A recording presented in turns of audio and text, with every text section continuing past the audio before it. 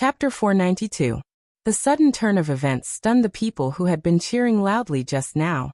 Yu Qianqiu put his palms together in front of his chest and controlled the thousands of flying swords to chase in 3 different directions. Qing Yaoyao's sword shadows rushed forward and quickly caught up to the 3. In the face of danger, the 3 released their protective aura at the same time and temporarily blocked the flying swords' attack. The flying swords in the air formed 3 green thorny balls. Yu Qianqiu glanced at them and opened his palms. 3 black shadows shot out and directly entered the flying swords that formed the balls. 3 screams sounded in the air. The people below thought, "It's over." Yu Qianqiu waved his arms and the thousands of flying swords rushed back into his sleeves. 3 flying swords carried 3 storage bags and sent them to him. For cultivators who could casually take out 1,000,000, the items in their storage bags would probably not be too bad, so he naturally had to accept them. The 3 corpses fell from the sky. This place was newly excavated, so the soil was very soft. The 3 corpses smashed out half a deep pit and were embedded in the ground. This time he didn't destroy the corpses.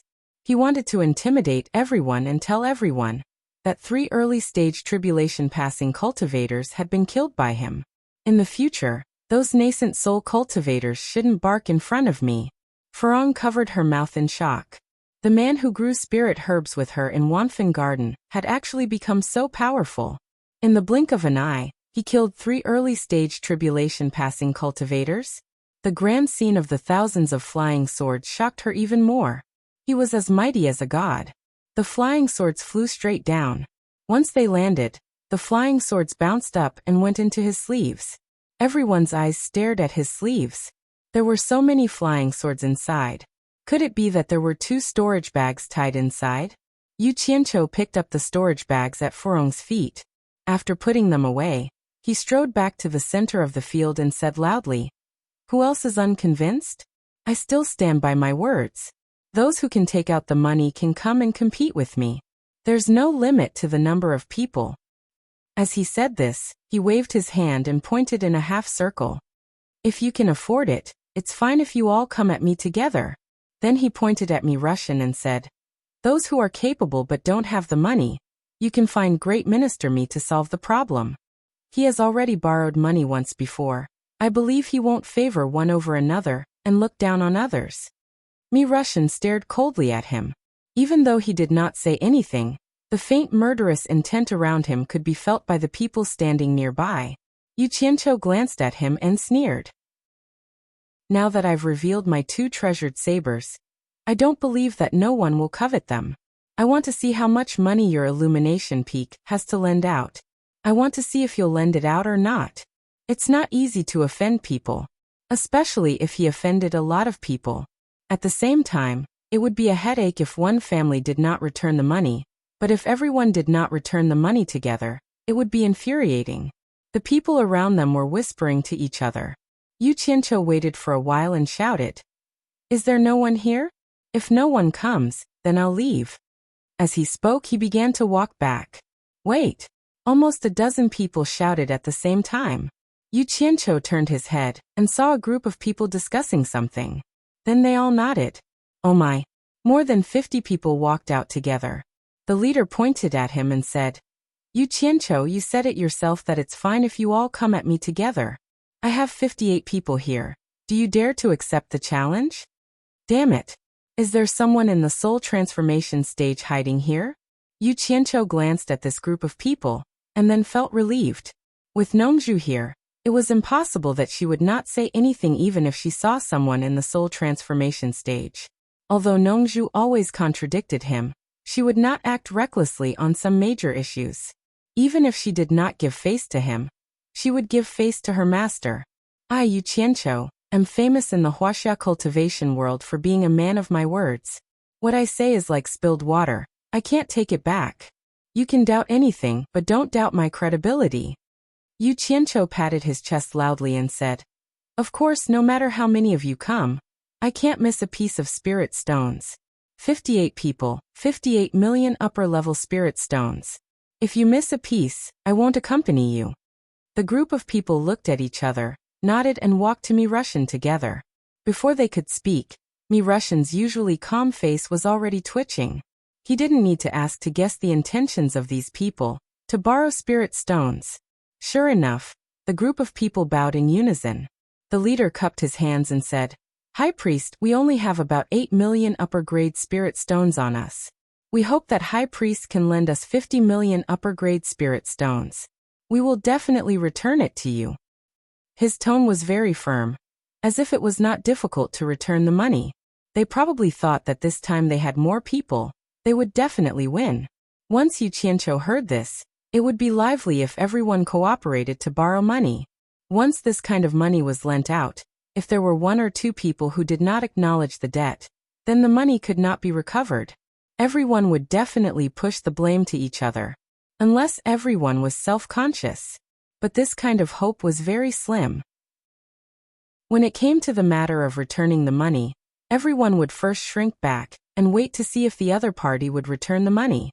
If the other party did return the money, then it would be fine. It seemed that the chain reaction of waiting and watching was to wait and see. If the other party did not return the money, why should I return the money? In Yu Qianqiu's previous life, when he had just started out in the business world, he had helped people collect their debts. Many bosses had encountered such a group of scoundrels, and after going through all sorts of trouble, they still couldn't collect their money. That was why they would look for people like him to forcibly collect their debts. Similar things were common, so Yu Qianqiu was happy. Mi Russian frowned slightly, as if he also felt that something was wrong. Just as he was about to speak, he heard Yu Qianqiu shout loudly, "Since you want to borrow money, can you be more sincere? Bow. Bow more deeply. Don't make it seem like they have to lend you money. If it were me, I would only say one thing. I don't have that much money with me, and I won't lend it to you." More than 50 people looked back at the same time, and the leader snorted coldly, "This is our business, you don't need to worry about it." Haha. I am a dog catching mice, meddling in other people's business. You guys continue. Yu Qianqiu waved his hand and said cheerfully. Nongzhu, who was quite familiar with his character, couldn't help but laugh. This guy was too bad, he just wouldn't let go of Hua Zhongming's people. At that time, she was afraid that if she couldn't get the money back, it would be equivalent to throwing it away for nothing. Even if she could get the money back, it would cause complaints from the other families, and they would blame him for lending money to these people to die. Nongzhu didn't think that these people would definitely be able to take advantage of Yu Qianqiu just because they had the advantage in numbers. From the faintly discernible murderous aura between this guy's eyebrows, it could be seen that this guy seemed to have made up his mind to start a massacre. Perhaps he was determined to make things big today. It seemed that those old things had forced this guy to do something desperate. This guy was going to use force. Mi Russian looked at Yu Qianqiu, and a hint of fierceness flashed across his eyes, but it quickly disappeared. He really wanted to say something like that to tactfully refuse, but Yu Qianqiu exposed his secret in advance, and immediately fell into an impasse. There was a trap in front and behind him. Even if he borrowed it, it would still be a trap. If he didn't borrow it, he would fall right into the trap just now, and he didn't know what this group of people would think. It's not that I don't want to lend it, but I don't have many spiritual stones on me. Only about 3 million left. How can I take out 50 million? Moreover, I've never carried so many spiritual stones on me before. You can't expect me to go back to Guangguang Peak to get it now, can you? He then took out a storage bag and handed it to them. If it can help you, then take it. The 50 people looked at each other, not knowing whether to take it or not, and immediately began to discuss with each other. Damn it. Old people really aren't vegetarians. They're like a lizard cutting off its tail to survive, sacrificing the pawn to save the rook. Yu Qianqiu silently cursed. After Mi Russian did this, no one else would ask to borrow from him in the future. The group still borrowed the 3 million. And then everyone began to shake out their storage bags, gathering spiritual stones there. A group of cultivators with decent cultivation. For the money for a fight, they actually needed more than 50 people to come together. In the imperial sky Queen Earth, the mountain wind blew gently, under the gaze of thousands of people. The 58 people, including the old and the strong, all dug into their storage bags. That scene made many people's hearts ache. Yu Qianqiu was stunned for a while. Even he himself felt that he couldn't watch it anymore. If he continued to watch, he might not be able to kill them later. Of the original 58 people, 47 left under Yu Qianzhou's dumbfounded expression, and the remaining 11 seemed to be the ones with the highest cultivation. It seemed that they felt that they had a better chance of winning the fight. Nongzhu's voice immediately sounded in Yu Qianzhou's ears. Among these 11 people, 6 are at the early stage of passing calamity, and the rest are at the late stage of gathering vitality. Be careful, kid. The leader, carrying a storage bag, walked to Wenrui, respectfully bowed, and then put the storage bag at Wenrui's feet, then turned around and walked back. Wenrui suddenly felt a little uncomfortable. The scene of gathering spiritual stones was really a bit sad. He suddenly felt that he was one of the main culprits. He turned around and took a look at Nongzhu, but the latter was blinking her eyes and trying to hold back her laughter. After that person returned to his original position, he waved his hand at Yu Qianzhou, who was in a daze, and shouted, "Where's your 1,000,000 upper spiritual stones?" Ah. Oh. Yu Qianzhou came to his senses, trotted to Wenrui, squatted on the ground, took out a storage bag, put down his own, and picked up the one that was put by the person just now. When that person saw this, he was about to open his mouth to ask what he was doing, but found that this guy squatted on the ground and seemed to be counting the spiritual stones in the storage bag. The person opened his mouth to say something, but he swallowed it back. It was not wrong for Wenrui to check whether there were fewer spiritual stones in the storage bag. What could he say? If he went to check, Yu Qianzhou would also have nothing to say. He is also a person with a master's background. He will not leave you out in public. Wenrui really could not stand it anymore, and could not help but say, "That's not necessarily true. The more famous a family is, the more they like to do despicable and shameless things. 8 million is not a small number." When Yu Qianzhou said this, he also finished counting the spiritual stones, nodded and said, "That's a good number." Nongzhu could not help but ridicule. "Kid, aren't you a little too explicit? Don't you feel ashamed?" Yu Qianzhou replied with a look that said it's none of your business, then immediately waved to the 11 people and said, "Let's start." Then he took out a flying sword from his sleeve, stepped on it, and flew straight to the sky, this time flying very high. Chapter 493. Wenrui looked at Nongzhu in confusion. It was incredible that a cultivator in the Yuanying realm dared to be rude to a cultivator in the middle stage of Huashan realm again and again. The strangest thing was that Nongzhu didn't seem to take it seriously, especially when Yu Qianzhou was facing Huazongming and the others. It seemed that he didn't care about a group of cultivators in the Huashan realm at all. Yu Qianzhou's background made Wenrui deeply suspicious, and this was not the first time. The 11 cultivators quickly took out their weapons and chased up into the sky. However, as soon as they reached midair, they spread out into a circle and surrounded him as they chased after him. Obviously, after seeing what happened to the 3 people in front of them, they were afraid of Yu Qianzhou's thunderous sword rain, so they didn't dare to chase him directly. Instead, they scattered and surrounded him. The wind blew the clouds. Yu Qianzhou stopped in the sky and stared at the people who were chasing him. He said to himself, "Kind people will be bullied, and kind horses will be ridden. If I don't scare you today, I'm afraid that in the future, everyone will want to fight with me. Who can deal with them? It seems that my master's method of frightening the demon realm is worth learning. I should use thunderous methods to frighten ghosts and monsters. Kill." He grabbed 2 yellow talismans in his hands and threw them out. A series of explosions sounded in the sky, and thick smoke rolled and spread, covering Yu Qianzhou. He used the smoke talisman. The 11 people who were chasing him stopped, and didn't dare to move forward rashly. After a while, the wind in the sky became stronger, and the spreading smoke gradually dispersed. Yu Qianzhou's figure appeared again in the sky on his sword. The 11 people looked at each other from afar. They didn't know what was going on, but they didn't dare to act recklessly. They didn't know what tricks Yu Qianzhou was playing. The thousands of people who were watching the battle looked at each other, and didn't understand what Yu Qianzhou meant. Nongzhu pinched her chin and frowned. What tricks is he playing now? Yu Qianzhou, who was in the air, stared blankly at the dispersing smoke for a while. Then he muttered to himself with an awkward expression, "Damn, How could I forget that the wind is too strong at high altitudes? Originally, he wanted to set up a smokescreen in the air, and then use his advantage of being able to control 1,000 swords to launch a sneak attack.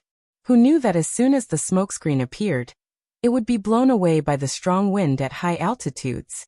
Even he had fooled himself, let alone others. Unless it was a roundworm in his stomach, no one would be able to guess what he was playing at. Yu Qianqiu glanced at the 11 people who were biding their time. What are you guys so nervous about? At this moment, a white cloud came along with the wind and covered his figure once again. When the white cloud floated past, Yu Qianqiu revealed a look of realization. He patted his forehead and casually took out 2 smoke talismans. After a series of explosions, the smoke spread again in an instant and enveloped him. Others could not see what was happening inside, but he opened his arms in the smoke, and thick white fog gushed out from his body. Everyone found that after the smoke was blown away by the wind again, a white cloud appeared in the sky. The white cloud surged and expanded continuously. Gradually, it spread nearly a kilometer in the air before stopping. To everyone's surprise, all the surrounding white clouds were drifting with the wind, but this one was the only one that stayed in the air. Such a strange thing, everyone knew without guessing that it was Yu Qianqiu's doing. Even Nongzhu, who was below, looked up and was stunned. She said, "Is there anything that this guy can't do? He can actually make clouds?" Last time, the miraculous method of making flowers and trees wither with the passage of time had already made him feel that it was incredible. Now that he had played with something new, it was an eye-opener for him. It was not difficult to evaporate water into mist, but the difficult part was to turn the mist into a cloud and not disperse. Hibiscus opened her small mouth in surprise. This man was like the sea, hiding many unknown things that needed time to slowly uncover. Yu Qianqiu hid in the clouds and chuckled. Just now, using the smoke to create a diversion was really unnecessary. It was the white cloud that floated past him that reminded him. White clouds were formed by water. He could control the water art, and he could also create clouds and rain. It was not difficult to make a cloud. Hence, he created a pile of it. There was another advantage to the clouds that he created, and that was because it was formed by his water art. It was not something that could be dispersed by the wind. It was completely under his control. Yu Qianqiu opened his arms in the clouds and found a little of the feeling of being an immortal. Every tiny drop of water that formed this cloud seemed to be a part of his body. He knew every movement in every place like the back of his hand. In this sea of clouds, he was the master. Nothing could escape his eyes. This feeling was too wonderful. Master was right. Indeed, the one who uses it well is invincible. Yu Qianqiu clicked his tongue in admiration. He knew that because of this unintentional action he would have another method to deal with his enemies in the future. In the future, whether it was to investigate the enemy's situation or when escaping, turning water into mist would be a very good method of concealment. Haha. Yu Qianqiu's savage laughter came from the clouds. A bunch of trash, come at me. He was insulting them in public. The expressions of the 11 people changed. After waiting for a while, the leader scolded them for being cowards. Then he shouted to the others, "Let's work together and disperse this cloud. Let's see where he can hide then." The 11 people cautiously approached the edge of the cloud. They were probably still a little afraid that the lightning sword rain would suddenly emerge from the cloud. Yu Qianqiu closed his eyes and felt the movement in this space. After waiting for a while, they didn't discover any strange movements. The 11 people took out all kinds of weapons and madly stirred the cloud. However, no matter how many changes you stirred or how many thousands of strands you pulled out, it would slowly float back. It was impossible to disperse it.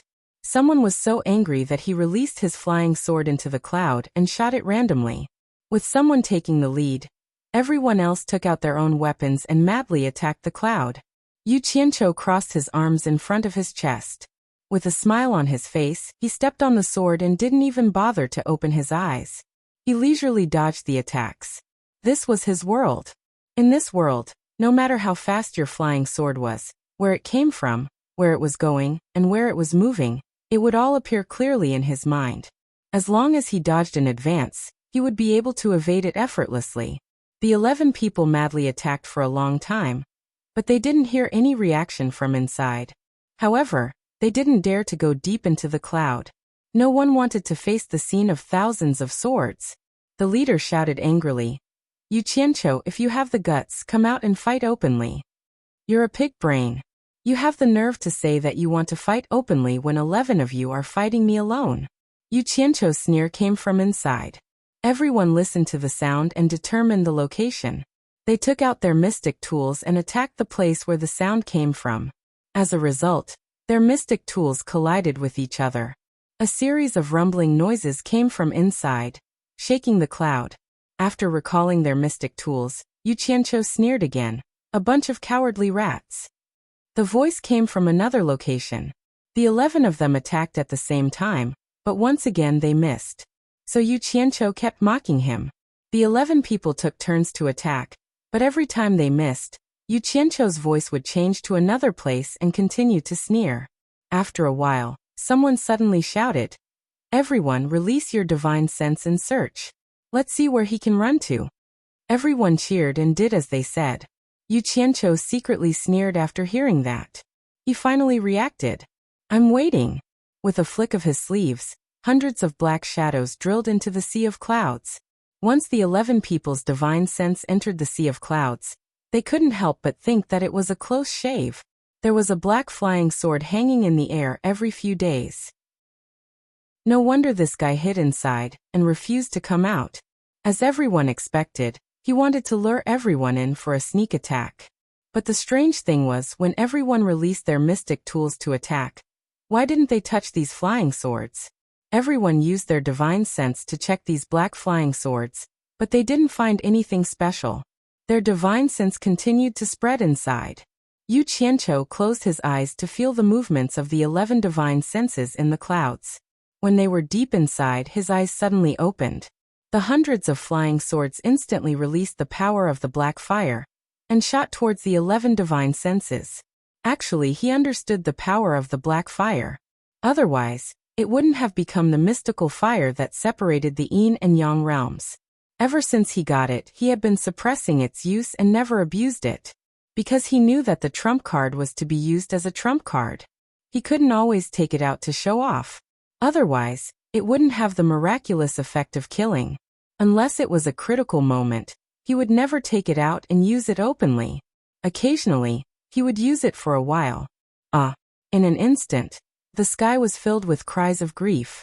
That kind of unforgettable, soul-burning pain was unbearable for anyone. The sound was so miserable that even the people below had goosebumps when they heard it. The people who were watching the battle with their heads raised were shocked by the screams. They saw the cloud in the sky suddenly expand and engulf the 11 people in an instant. Soon, the screams disappeared without a trace. Everyone looked at each other in dismay. They all knew that the 11 people were probably finished. What puzzled everyone was that those people were still fine outside the cloud, so why did they suddenly curl up into a ball and let out such miserable wails? What the hell happened? Yu Qianqiu stood quietly in the cloud. The 11 twisted corpses had been turned into beehives by the flying swords. The flying swords stabbed the corpses in front of him and cut off the storage pouches hanging from the waist of the 11 corpses. He raised his palm and hundreds of flying swords drilled out of the corpses and returned to his sleeve. Losing their support, the 11 corpses fell from the clouds with a whoosh. Yu Qianqiu watched them leave. He put his palms together and chanted, "Ba, I really didn't want you to reveal my secret. So I killed you. Excellent, excellent." The people below saw the 11 figures fall quickly. Papa. They were embedded in the soft ground. There were already 14 corpses on the ground. The group of people looked at each other silently. Chapter 494. Although Furong had been cultivating for many years, it was the first time she saw someone kill someone. Moreover, it was Yu Qianqiu who shared the same bed with her. He killed one person in the Imperial Palace, and now he killed 14 people here. Especially those shrill screams just now. It made her hands and feet feel a little numb. Nongzhu noticed her abnormality. From her eyes, which were as pure as her own daughter's, she saw a frightened expression. She frowned slightly and thought to herself, "I don't know where Yu Qianqiu kidnapped this girl from. It seems that she has never seen the world." How can he take her to walk in this kind of environment? No wonder that guy asked me to bring her back. Ouch! A long howl came from the ninth heaven, which attracted everyone's attention. They saw Yu Qianqiu jump out of the white clouds, riding on his flying sword and descending rapidly. As soon as he came out, the big cloud began to fluctuate. It was wrinkled by the wind, changed shape, and slowly drifted away. The flying sword fell rapidly from the sky. When it was close to the ground, it suddenly drew an arc and threw its head up. Yu Qianqiu jumped up in the air, somersaulted a few times, and landed steadily on the ground. The flying sword made a cyan arc and went into his sleeve with a swoosh. Yu Qianqiu strode to Wenrui's feet and picked up the 2 storage bags in front of everyone's eyes. Then he walked back to the field with the bags in his hand. He glanced around coldly, raised the storage bags in his hand, and shouted with unyielding fighting spirit. Who else is not convinced? Yu Qianqiu will fight with you anytime.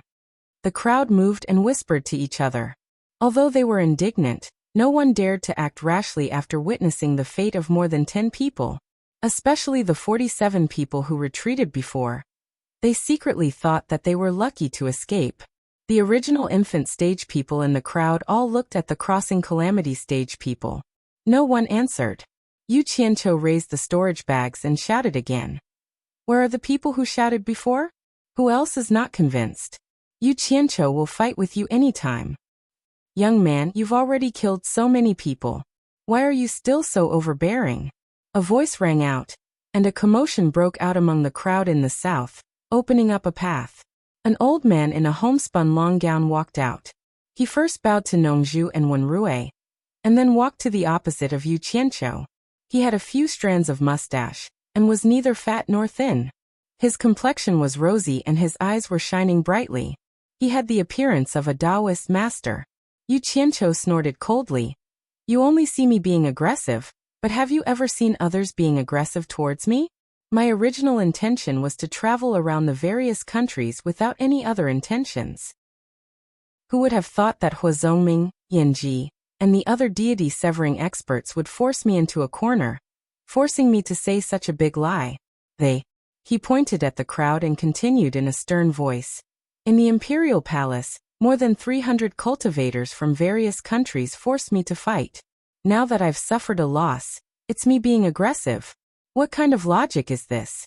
The old man stroked his mustache and said indifferently, I don't care about what happened before, but you've earned enough fame. You'd better stop and leave this place. Go back to your Wuxia cultivation world. Yu Qianqiu looked him up and down, then laughed wildly. Who do you think you are? Yanji said he wouldn't let me leave alive. Do you dare to deny Yanji's words? Then I'd like to ask, what's your cultivation level? Can it be higher than Yanji's? If your cultivation level is higher than Yanji's, and you can let me leave safely, I'll listen to you. As soon as he finished speaking, Nongzhu's voice sounded in his ears. Young man, restrain yourself. This person is called Chu Dingfang. You can't afford to offend him. He's a disciple of Hu Changshu, a deity-severing late-stage cultivator, who is as famous as Yin Baikong. His cultivation level has already reached the late stage of tribulation. Damn it. Why didn't you say so earlier? Don't you know that I hate people who take advantage of their seniority? I've already said it. How can I take it back? Yu Qianqiu tilted his head and looked at Nongzhu, who was smiling slyly. He cursed in his heart. This bastard is doing this on purpose. However, he was calm in his heart.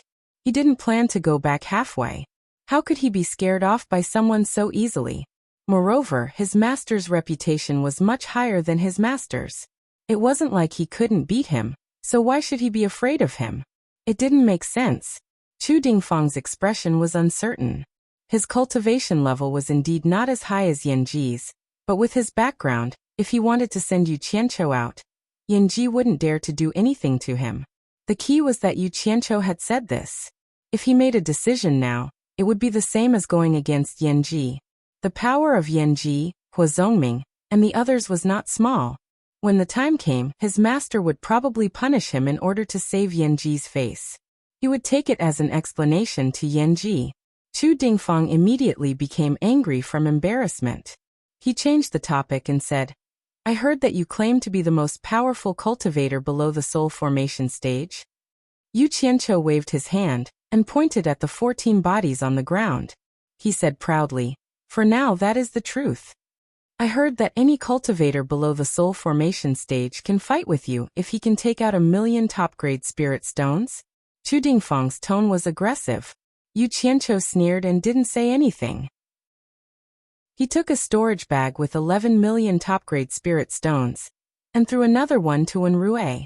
He was telling Wen Rui to do whatever he wanted with his actions. Chu Dingfang took out a storage bag with cold eyes and threw it to Wen Rui without turning his head.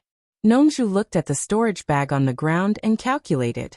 This guy had killed 15 people, which was equivalent to 15,000,000 top-grade spirit stones.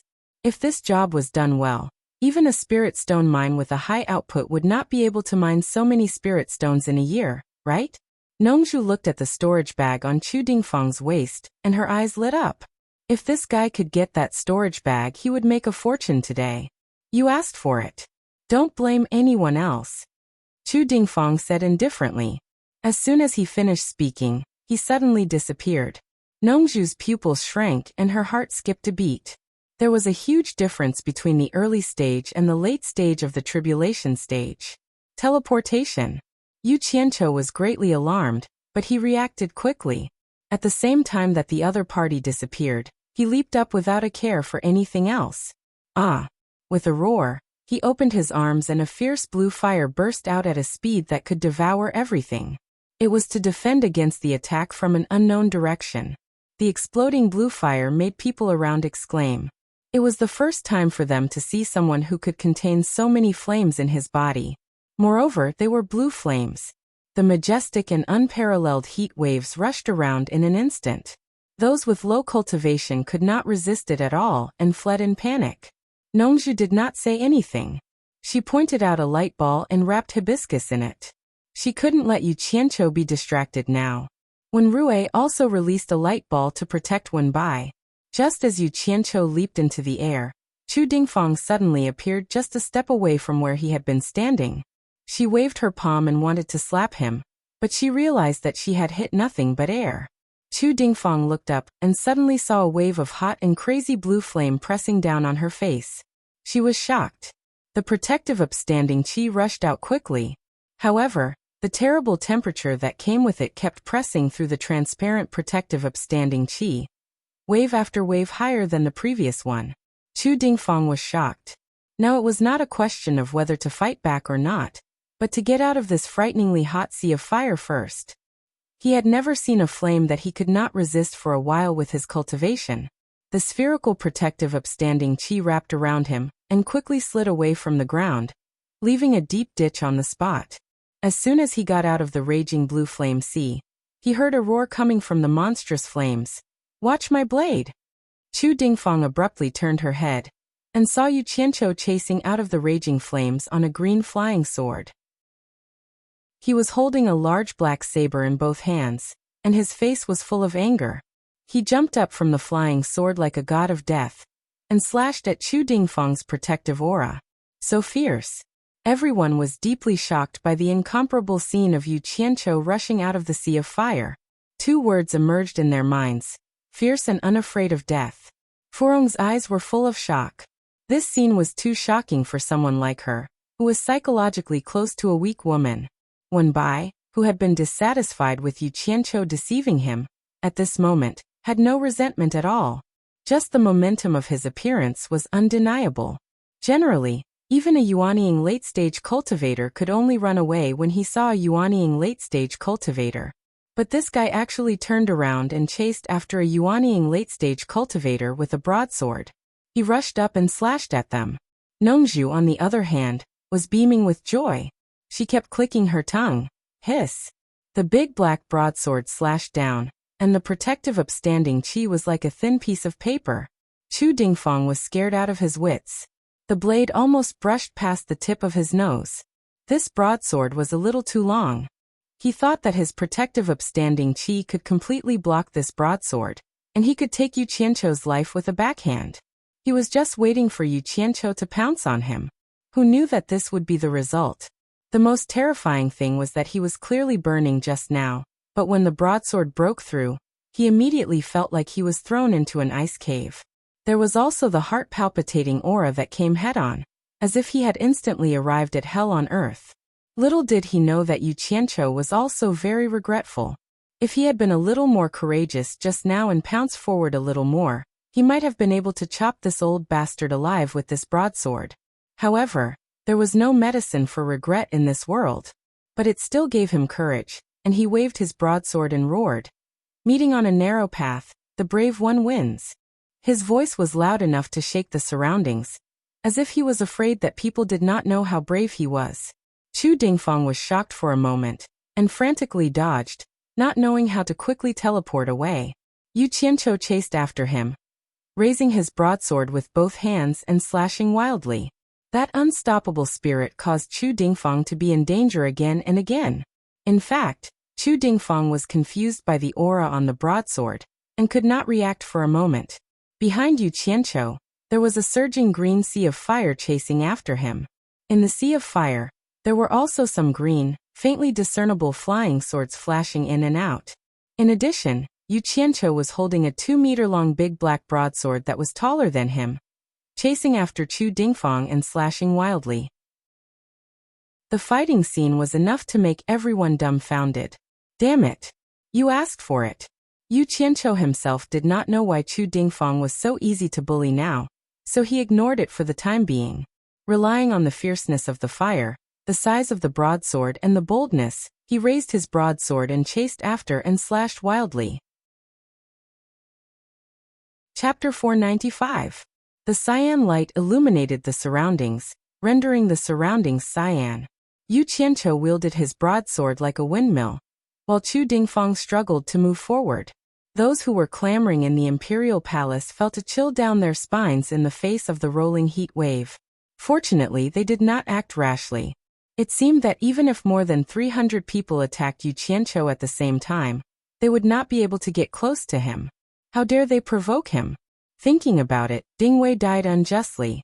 He fought with an opponent he could not defeat, but he died without leaving a corpse. When Rui looked at the brilliant cyan flame and said to Nongzhu, "Sir, I heard that Yu Qianqiu has a famous incantation in the cultivation world of Wuxia called Star Flame Incantation. Is it this incantation?" Nongzhu chuckled and replied, Probably. Farong and Wenbai, who were standing aside, stared at her intently. The surrounding spectators remained silent.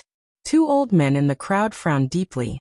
One of them was dressed in black and the other in purple. After exchanging glances, the black-robed old man transmitted his voice. "Brother Yu, did you notice? Chu Dingfang seems to be a little off." "Yes, he seems to be in a trance." The purple-robed elder nodded and replied, "He seems to be bewitched by something." "Let me have a try." The black-robed elder gathered his qi and shouted to Chu Dingfang with his sound-transmitting stick, "Brother Chu, wake up!" Chu Dingfang, whose dodging speed was getting slower and slower, felt his eardrums buzzing. His whole body shook and his eyes flashed. Then he disappeared from the gap between the shadows of the broadswords. Nongzhu, who was watching the battle, narrowed his eyes and quickly glanced at the crowd. From Chu Dingfang's change, he knew that someone had secretly helped him. When Rui also frowned and looked around. In the cultivation world, there were rules in a duel. As long as one did not admit defeat or quit, others could not intervene. Such behavior was the most abominable. Once the rules were broken, someone had to uphold them. Everything was like this. Nothing could be accomplished without rules. Yu Qianqiu naturally sensed that something was amiss. He was slightly startled, and the hundreds of flying swords behind him rushed forward to cover their retreat. He quickly jumped onto a flying sword and dove back into the sea of fire. An angry scolding came from the sea of green flames. "Shut your grandma's mouth." Which son of a B***TCH interfered in the dark? "Stand out if you have the guts." Just as he was about to succeed, someone suddenly interfered and ruined his plans. It would be strange if he wasn't angry. The purple-robed old man in the crowd frowned and said via voice transmission, "Brother Guan, aren't you going a little too far by breaking the rules?" The black-robed old man replied calmly, "Rules depend on who you're talking to." This kid is from the Chinese cultivation world, so he's our enemy. There's no need to talk about rules with him. Everyone should be punished. The onlookers also had some clues. With Yu Qianqiu's voice, everyone immediately understood that someone had interfered in the dark. Everyone was shaking their heads and searching. At least one thing was certain. The person who could transmit the voice must have cultivation above the crossing calamity stage. Therefore, everyone's eyes fell on the faces of the cultivators at the crossing calamity stage. However, transmission was elusive. It was difficult to find evidence except for the person involved. If the person involved didn't admit it, others couldn't do anything even if they guessed who it was. After all, there was no solid evidence. Nongzhu and Wenrui looked around. They looked at each other and shook their heads. There was nothing they could do. Suddenly, the two of them raised their heads and looked up at the sky. Their reaction attracted everyone's attention. They saw Chu Dingfang standing still in the air. Apparently, he was adjusting his body. Maybe his body was affected by something just now. After a long time, he slowly descended. A cold light flashed out of his storage bag. It flew around him for a few rounds and landed in his hand. It was a weapon that looked like a sword or a saber. It seemed like they were going to make a big move. The unusual atmosphere caused Yu Qianqiu to pop his head out of the sea of flames to look. When he discovered Chu Dingfang above him, he was just about to shrink back into the sea of flames when his gaze landed on Chu Dingfang's weapon. Ghost blade? In this moment of delay, Chu Dingfang's eyes narrowed and she immediately discovered him. He dashed toward Mengqi. He shook the saber in his hand and a huge shadow dozens of meters long appeared. The huge saber shadow slashed down at the sea of fire. Damn! Yu Qianqiu was slightly shocked. He quickly dove into the sea of fire to avoid it. The saber energy that came slashing down from the air stirred up a powerful gust of wind as it charged forward. With a loud boom, the sea of green flames that covered an area of several hundred square meters was struck to the bottom with one slash. Earth and rocks flew everywhere. The sea of fire that had been split into two was pushed to the sides by the strong wind. Why is the sky clear? Yu Qianqiu, who was hiding in the sea of fire, immediately revealed himself. At this moment, he was standing on the flying sword with a dumbfounded expression. He was holding a large saber as he stood there like a little wife who had been stripped naked and had suffered all kinds of grievances. There was a long and unforgettable trench on the ground. When the saber energy disappeared, Yu Qianqiu snapped out of his daze. He looked up and pointed his saber at Mengqi. He shouted angrily, "Kill!" The sea of green fire that had been split into two instantly turned into two green fire dragons. They coiled in the air and pounced at Chu Dingfang with incomparable brilliance. Chu Dingfang smiled coldly. He quickly rose 100 meters into the air. He shook the saber in his hand and a huge energy shadow appeared again. He moved his wrist quickly. In an instant, he stirred up a strong wind. The two fire dragons that were pouncing at him immediately lost their momentum. They spun rapidly in the strong wind and merged into a pillar of fire in the blink of an eye. Yu Qianqiu immediately sensed that blue fire was no longer under his control, so he gave up on resisting the powerful wind. His cultivation base was no match for blue fires. Forcibly resisting it would only result in him getting injured. Watch how I extinguish this pile of demonic fire of yours. Chu Dingfang laughed coldly in the air. Then he flew straight up into the sky. The huge saber energy in his hand moved continuously and formed a strong suction force. He pulled the pillar of fire into the sky. Based on his actions, it seemed like he wanted to draw the green fire into the sky and then disperse it in the air. He did not want to give Yu Qianqiu a chance to retract it. A toad yawning. How arrogant! Yu Qianqiu spat. Although he could not fight his opponent head-on with his cultivation base, his opponent's cultivation base was not strong enough to seal everything. His ability to summon the fire element was not to be trifled with. Even if he could not control it, he could still retract it. He swung his saber diagonally and steadied himself on the flying sword. He raised his palm and shouted, "Come back!" A line of fire flowed out from the bottom of the rising fire dragon. The terminal was connected to Yu Qianqiu's palm. The moment the green fire touched his palm, it retracted even faster. Chu Dingfang was still flying up. In the end, He drew a green line of fire between the sky and the earth. Fortunately, it was not nighttime. Otherwise, even the commoners of Deyang City would be able to see it. Chu Dingfang looked a little strange. It was impossible for him to lose to a nascent soul cultivator with his cultivation base at the end of the tribulation passing stage. The huge saber energy turned into a shadow. Even the people on the ground a few hundred meters below reacted. Their clothes and hair were all sucked up. They had to circulate their energy to suppress it. However, this place was formed by the mountain peak that Yin Baikong had destroyed. The new layer of soil on the surface was soft. Immediately, the yellow soil flew up into the air, along with the withered grass and rotten branches of the surrounding mountains. The place immediately turned into a yellow haze. It covered the sky and the earth, making it impossible to see anything.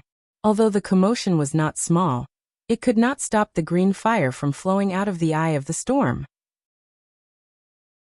Like an overturned hourglass, it poured down in torrents.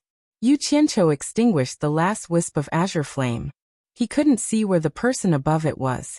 He flung his sleeve, and a steady stream of azure light flashed out. Thousands of flying swords danced in the air. With a point of his finger, the thousands of flying swords exploded and shot into the sky. He rode his sword to the side and flew into the sky from the dusky haze. Chu Dingfang made her last effort, but her words still became a joke. She couldn't help but be angry out of shame. He put away his saber and looked down. It was a yellow haze. He could not see what was below him from the sky. He reckoned that the people below him could not see what was above him. Just as he was about to rush down, he heard an urgent whistling sound. Green lights flashed everywhere in the yellow haze. A group of flying swords randomly shot towards him without a target. The saber energy in his hand rose again. With a few casual swings, he knocked away dozens of flying swords that were shooting towards him. However, it was this collision that immediately disturbed the other flying swords. The thousands of flying swords seemed to have gone berserk. They all turned and shot towards him in a frenzy. Chu Dingfang snorted coldly and disdainfully. His target was Yu Qianqiu. He teleported and disappeared. When he reappeared, he was already on the ground. He looked around but did not see Yu Qianqiu. Seeing that many people were looking up at the sky, he immediately understood that the fellow had gone up. With a swoosh, he shot up into the sky again. When he was in the sky, he realized that he had created a big problem for himself. It was difficult to see people clearly in the yellow haze. He had to be on guard against that fellow's sneak attacks. Chu Dingfang suddenly realized that something was wrong. The earthy smell was getting lighter. The yellow haze was getting whiter and seemed to be getting thicker. The scene of the 11 people fighting flashed in his mind. He was shocked and knew that this was not good. He quickly swept his divine sense around, searching for Yu Qianqiu's position. Suddenly, he found a big black saber floating in the haze. It seemed to be the saber that Yu Qianqiu used. Chu Dingfang's heart was beating wildly. The power of this saber was too strong. It broke through his aura shield like a paper knife. It was as easy as blowing off dust. This was in the hands of that fellow. If it fell into his hands, with his cultivation, he was afraid that among the cultivators in the final stage of the tribulation passing stage, no one would be a match for him. Although he knew that it might be a trap, he could not help but release his divine sense to investigate. The key was that the temptation of this saber was too great. He thought, if I don't go over, what can he do to me? His divine sense touched the body of the saber. Before it went deep, he felt a strange and majestic aura. It contained an unknown and mysterious power. Just by touching it with his divine sense, he felt a lingering fear in his heart. Chapter 496. The spectators below also noticed something was wrong from the gradually fading yellow dust. There was another cloud in the sky, motionless. The cloud was exactly the same as the previous battle, and it immediately gave everyone a strange feeling. Could Chu Dingfang be inside? The crowd could not help but look at each other. Especially the black-robed elder and the purple-robed elder, they already felt something was wrong. However, the cloud was still peaceful and quiet, without any reaction. Would that guy play the same trick again? Nongzhu pinched her chin and thought. Yu Qianqiu hid in a corner of the cloud, sensing the movement inside. Seeing that Chu Dingfang had fallen into his trap, he sneered. In order to prevent the other party from escaping after discovering something was wrong, he deliberately offered the tempting big black saber, which made the other party salivate. Noticing that Chu Dingfang's divine awareness had touched the big black saber, he slowly stretched out his clenched fist and suddenly opened it. Chu Dingfang's divine awareness sensed the majestic power in the big black saber, hesitating whether to take it or not, but he was afraid of falling into a trap. After all, it was not so easy. After thinking about it, he decided not to rush. After he killed that guy, the saber would still be his. However, just when his divine awareness was about to leave the big black saber and continue to search for Yu Qianqiu, there was a sudden bang. The big black saber exploded in an instant, exploding into a raging black flame, instantly drowning his divine awareness in a black sea of fire. The pain that followed was like being cut by thousands of knives, appearing in every corner of his body in an instant.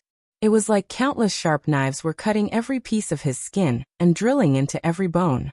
There seemed to be countless worms wriggling in his head, nibbling away at them. It was like his whole body was suffering in a fire, as if it was going to burn him alive. The pain was suffocating, but he was struggling in the endless sea of bitterness, never able to find the other side, and had to suffer like this. The heart-wrenching pain that he was unable to extricate himself from numbness occupied every single one of his nerves. The pain seeped into his bones and soul. Ah!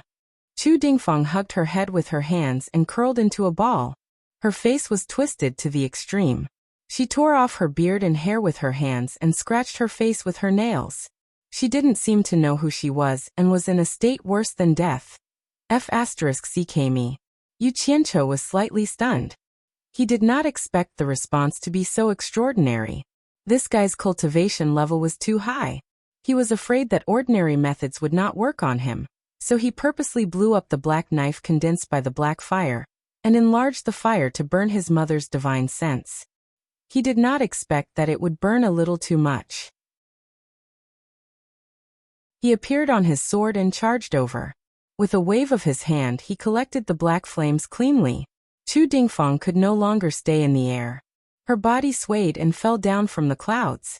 Yu Qianqiu quickly rushed over and grabbed the old man's storage pouch, lifting him up. The old man's twisted and struggling appearance was truly unbearable to look at. The old man couldn't even scream and could only howl. He raised one hand and a green flame appeared. He wanted to give him a quick death. However, after a slight pause, the green flame left a little green glow on her fingertips and cut the rope on the storage bag. Chu Dingfang fell down. I'll use you to test my absorbing star's great skill. Yu Qianqiu swung his palm at the falling person. White smoke rose from Chu Dingfang's body, and he instantly shriveled up like a skeleton. He floated down from the clouds. The people below had been paying attention to the sky above. When the explosion sounded, the clouds above their heads instantly darkened. No one knew what was going on. Nongzhu was the only one who thought of the word black fire. Then came a terrifying scream. The scream was even worse than the wailing of ghosts and the howling of wolves. It was hard to imagine that it came from a human. Judging from the tone, it should be Chu Dingfang's voice. Another person followed in his footsteps, and it was an expert at the final stage of the tribulation passing stage. Everyone looked at each other, wondering what was wrong with the clouds. Whoosh! Chu Dingfang's katana was the first to fall. It directly stabbed into the ground, proving that the unfortunate person they had guessed was right. Then everyone saw a body fall. The strange thing was that the speed of the body's fall was not that fast, and it seemed to be floating. Pow! Chu Dingfang, who was curled up, squatted steadily on the soft ground. Not dead. Everyone was stunned. Suddenly, there was a crisp hua sound.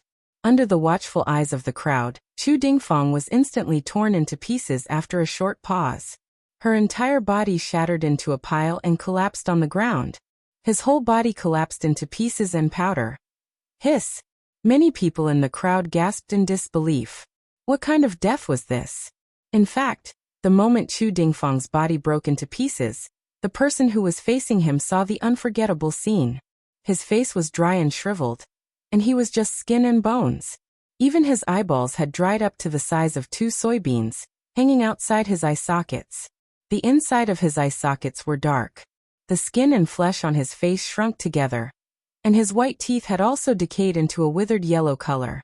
It was as if Chu Dingfang had lived for thousands of years, and he was a dried corpse from thousands of years in the future. If not for the movement above and the robe on his body, who would believe that he was Chu Dingfang? Unfortunately, the direction he was facing was where hibiscus was. Farong retched and almost threw up. Fortunately, the dried corpse collapsed in the blink of an eye. Otherwise, Farong would have vomited if she had looked at it for a while longer. When Rui was also shocked. This kind of death was too strange. Nongju's pupils suddenly shrank. She immediately thought of the scene of Yu Qianqiu taking away the life of a flower with one palm strike that night. It had also withered in an instant. Although one was a flower and the other was a human, there was no doubt that both of them had the same experience. This guy finally used this skill on a human. Nongju remembered that Yu Qianqiu wanted to try this skill on her that night. If she had agreed at that time but could not resist it, she would have ended up like the ugly rotten corpse in front of her. She shuddered at the thought that she might become like this. The more she thought about it, the more scared she became. She could not help but curse in her heart. Bastard, he doesn't even know the importance of something he has just learned, and he wants to use me to practice. I don't know what old Bai taught him. Of all the things he could have taught me, why did he teach me such a scary thing? Nongju decided on the spot that she would leave this place as soon as this thing was over. She could not help but talk back to that guy. If she made him angry one day, he would do the same to her. What if she could not resist it? When Rui took a deep breath, turned his head and asked, "Mister, I've never seen or heard of the magic arts used by Yu Qianqiu. Can you tell me where he came from?" In his impression, Mr. Nongju had the widest circle of friends in the world. Since he was tolerant of Yu Qianqiu in everything, he must know his background. Nongju paused and shook her head slightly. She replied, "You'd better not know. Anyway, his background is very powerful. Your Wen family can't afford to offend him." "Is he Bai Changchun's disciple?" When Rui was surprised. The old ancestor of the Wen family, Wen Lanfeng, was the second master in the world, second only to Bai Changchun. If the Wen family couldn't afford to offend him, who else could it be except Bai Changchun? Nongju was stunned. He had guessed it correctly. But what Wen Rui said next made her even more stunned. Wen Rui shook his head and denied himself. "I don't think so. I've seen Bai Changchun's skills. Even if it's unpredictable and unconstrained, it's completely dignified and arrogant. It's not similar to Yu Qianqiu's skills at all. A master and disciple wouldn't be like this. And Yu Qianqiu's skill is full of evil qi. It's not like he's Bai Changchun's disciple." Nongju was speechless. "How do you know it's not Bai Changchun who taught him?" "I heard the skill from Bai Changchun and witnessed the process of understanding it. In short, if your Wen family can help him in the future, try your best to help him. It won't do any harm to your family." Nongju gave an ambiguous answer. She didn't want to make another enemy for Yu Qianqiu in the world. "Thank you for reminding me, sir." When Rui nodded slightly and sighed. "It's said that all the skills in the world originate from Wuxia. Yu Qianqiu is from Wuxia and his skills are really magical. It seems that it's a good thing that our Wen family didn't intervene in the fight between the two sides. The vast Wuxia is really full of hidden talents. It's not as simple as it looks. I'm afraid that things won't go so smoothly for the other countries." Nongju glanced at him and was speechless. She thought, "You're really good at making connections." "How?" A clear roar resounded from the 9 heavens, as if it was announcing its victory. Yu Qianqiu rode his sword and flew straight down. After landing, he glanced at Chu Dingfang's remains, and was quite satisfied with the power of his water conjuration. This was the first time he killed a cultivator in the last phase of the heavens test. It was really memorable. Who else is not convinced? This short sentence revealed an intense self-confidence. Yu Qianqiu coldly surveyed his surroundings, exuding a disdainful aura. He felt that he hadn't been like this for a long time. He had been a gangster for a long time. The feeling of being a gang leader that he had forgotten for a long time had returned. Nongju smiled bitterly. "You killed Bing Qingzi's disciple, Yin Baikong's disciple, and now you killed Hu Changshuo's disciple. You've offended all of them. Among the top 10 cultivators in the last phase of the spirit-severing realm, you've already offended 3 of them. Good luck. The black-robed elder in the crowd transmitted his voice to the purple-robed elder beside him. Brother Yu, this kid's cultivation is still low, but he has already shown his outstanding talent. He will definitely become a disaster in the future. Let's attack together and take this opportunity to get rid of this kid. The purple-robed elder frowned and replied, Brother Guan, you and I are 2 cultivators in the last phase of the heavens test against a nascent soul cultivator. Won't we be a joke in front of so many people? That's not the way to put it, the black-robed elder said in a deep voice. A kid from Wuxia challenged the cultivators of the other countries. If we let him leave alive, and none of us can stop him, that would be the biggest joke in the world. What's more, he said it himself. It doesn't matter if we all attack together. It's not against the rules if it's just us.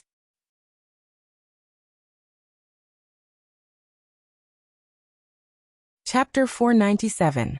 Brother Guan, didn't you notice that this kid's magic art is a bit strange? Do you really think we can kill him? The purple-robed elder voiced out his concern. The black-robed elder laughed and said, Brother Yu, you worry too much. Did you notice that this kid's secret lies in the mist? As long as we don't go into the mist, he can't do anything to us. Or rather, kill him before he can release the cloud and mist. Haha. If we fight together, I don't think that kid will have the chance to release the mist. Brother Yu, after we kill that kid, we can split the things in the storage pouch, including the 2 sabers. What do you think? The purple-robed elder was hesitant at first, but when he heard about the 2 sabers, he frowned and nodded slightly. Maybe we can try. Yu Qianqiu thought that the battle just now was enough to shock this group of people. Seeing that no one answered him, he sneered and was about to pick up the storage pouch. Unexpectedly, before he could reach Wenrui, 2 storage pouches flew through the air and smashed in front of him. Looking back, an old man in a black robe and an old man in a purple robe appeared out of nowhere. The former sneered and said, You don't need to pick up the things, we will pick them up for you later. His tone was full of confidence. The onlookers were in an uproar again. When they saw that Yu Qianqiu could kill Chu Dingfang, who was in the final stage of the Crossing Heavens test, they were really shocked. They didn't expect that an original infant stage cultivator could do this. They were already prepared to lose face. The sudden appearance of the 2 people gave everyone hope. Many people knew them, and the appearance of these 2 cultivators in the final stage of the Crossing Heavens test surprised everyone. Originally, they thought that people in the final stage of the Crossing Heavens test would care about their reputation. So it was impossible for more than 2 people to fight a cultivator in the original infant stage at the same time. However, a cultivator in the final stage of the Crossing Heavens test might not be able to defeat Yu Qianqiu. Just when they were about to accept this unacceptable fact, something unexpected happened. At this moment, no one dared to look down on the behavior of these 2 people, because it concerned everyone's reputation. However, some people didn't like it. Nongzhu snorted coldly and said to Wenrui, Some people are really shameless. Wenrui smiled but did not say anything. Yu Qianqiu was the one who boasted. Since he dared to say it, he must have the courage to face reality. He could not blame others. Yu Qianqiu narrowed his eyes and looked at the 2 of them. Since they dared to say such words at this time, they must be cultivators at the end of the tribulation stage. As expected, Nongzhu's voice rang in his ears. Don't be careless. The one in black is Guan Zhongkai, the disciple of Yin Baikong's eldest disciple Sikongju.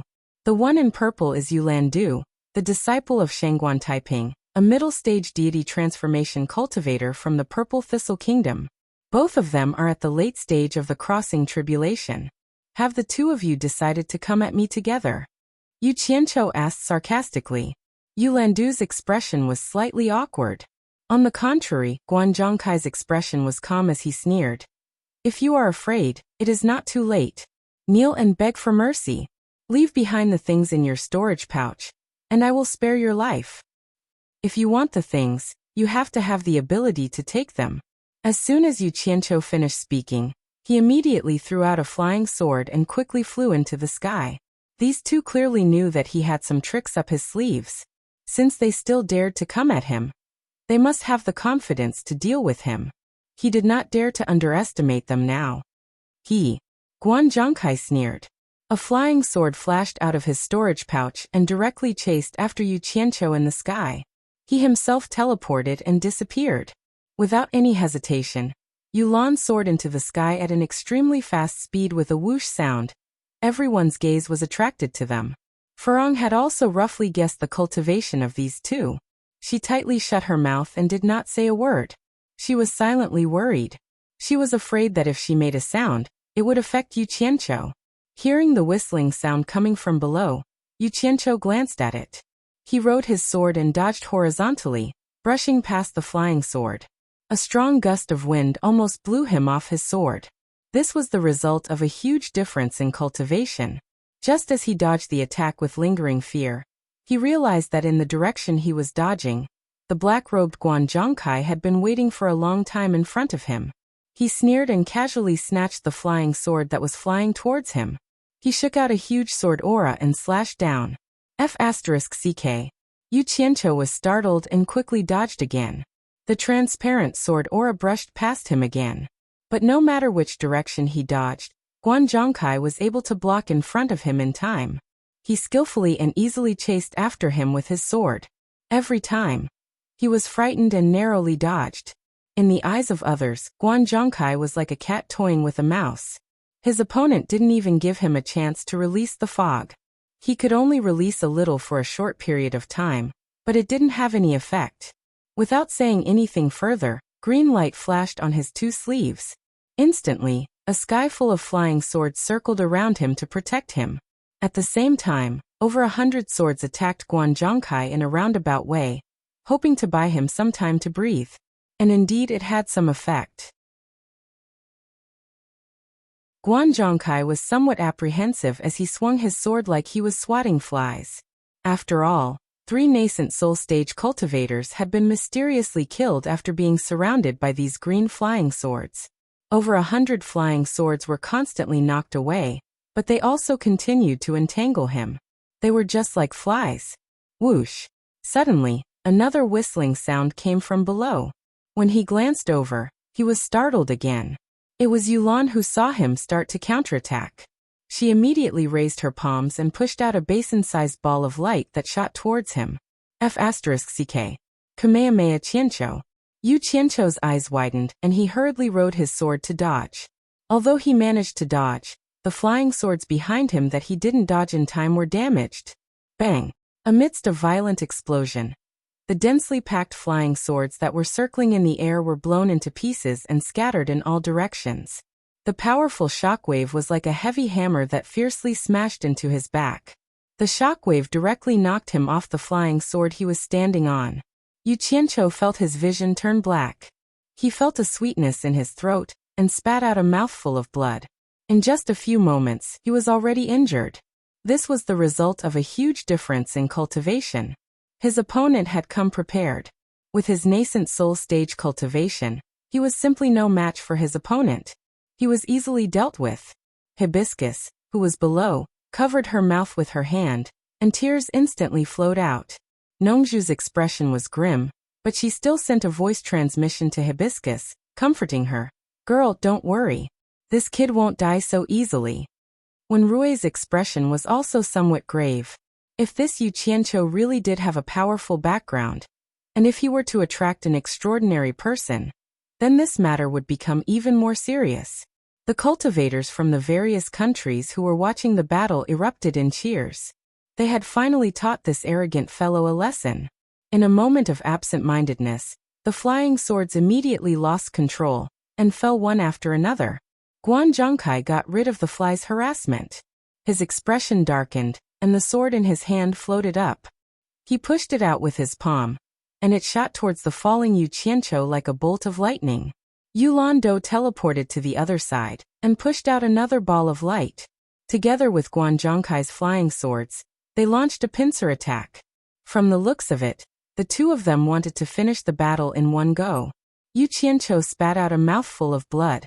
He felt relieved and his vision became clear again. He quickly glanced at them, and a burst of uncontrollable anger burst out. "How dare you hit me? Ah! Yu Qianqiu looked up to the sky and roared. All the green fire elements stored in his body burst out in an instant. Not a single bit was left. Surging green flames spewed out like an explosion. Guan Zhongkai and Yu Lando's pupils shrank rapidly. The flames hadn't arrived yet, but the unparalleled heat had arrived first. The two of them suddenly felt like they had poked a hornet's nest. Without saying a word, they quickly turned around and displayed the fastest flying speed in their lives. However, they still felt that it wasn't enough. They teleported again and again, exhausting a lot of their cultivation to escape. Previously, Chu Dingfang couldn't even withstand the high temperature of the green flames when he hid inside his protective aura, and had to escape. The two of them had about the same cultivation as him. They could tell at a glance that it was powerful. There was no need to try and escape. At first, the two of them thought that the green flames hidden in Yu Qianqiu's body were the same ones that he had released earlier. It wouldn't be difficult to avoid them. Who knew that there were so many of them? Was he still human? How could a human hide so many flames? The two of them even had the urge to curse. How did they meet such a monster? They were still fighting to their heart's content earlier, and wanted to kill that brat. How did they end up being forced to escape in the blink of an eye? If they had known earlier, they wouldn't have joined in the fun. When the ball of light released by Yulan was still 100 meters away from Yu Qianqiu, it was directly roasted by the green flames and exploded with a loud explosion. However, it only set off a ripple in the sea of flames. It didn't affect Yu Qianqiu at all. Needless to say, the flying swords released by Guan Zhongkai were melted into liquid in the sea of flames. Guan Zhongkai, who had a connection with the flying swords, felt his heart ache. That flying sword was a high-grade transcendent artifact given to him by his master. The thousands of green flying swords that were originally scattered flew up into the sky and merged into the sea of flames. The terrifying sea of flames that filled the sky swelled up again. After quickly escaping for several kilometers, Guan Zhongkai and Yulan finally got rid of the pursuit of the green flames. The two of them stood on opposite ends of the sea of flames. They didn't look at each other, but their mood was completely the same. The two of them almost collapsed from exhaustion. With their cultivation, they could only teleport 500 or 600 meters at most. Teleportation consumed too much of their cultivation. It was not a technique that could be used multiple times. They had used teleportation more than 10 times. How could they bear it? It was really too tiring. When the two of them turned around to look, their intestines almost turned green with regret. They could have escaped to the sky or to the ground, but this fire chased them horizontally. However, they didn't dare to be sure. What if the other party could control the flames to chase them? This was very possible. An unforgettable scene appeared in the sky. Green flames. Green flames filled the sky, covering the sun. The sky within a radius of several kilometers was completely covered by the green flames. The dazzling green light illuminated the sky. Even Deyang City, which was several kilometers away, was alarmed. Some of the commoners climbed onto the roofs of tall buildings. Many of them squeezed out of the city to see the spectacle in the distant sky. Below the green flames, among the spectators, those with low cultivation could no longer bear it. Although the green flames above and below were separated by more than 100 meters, if they continued to roast like this, how could they bear it?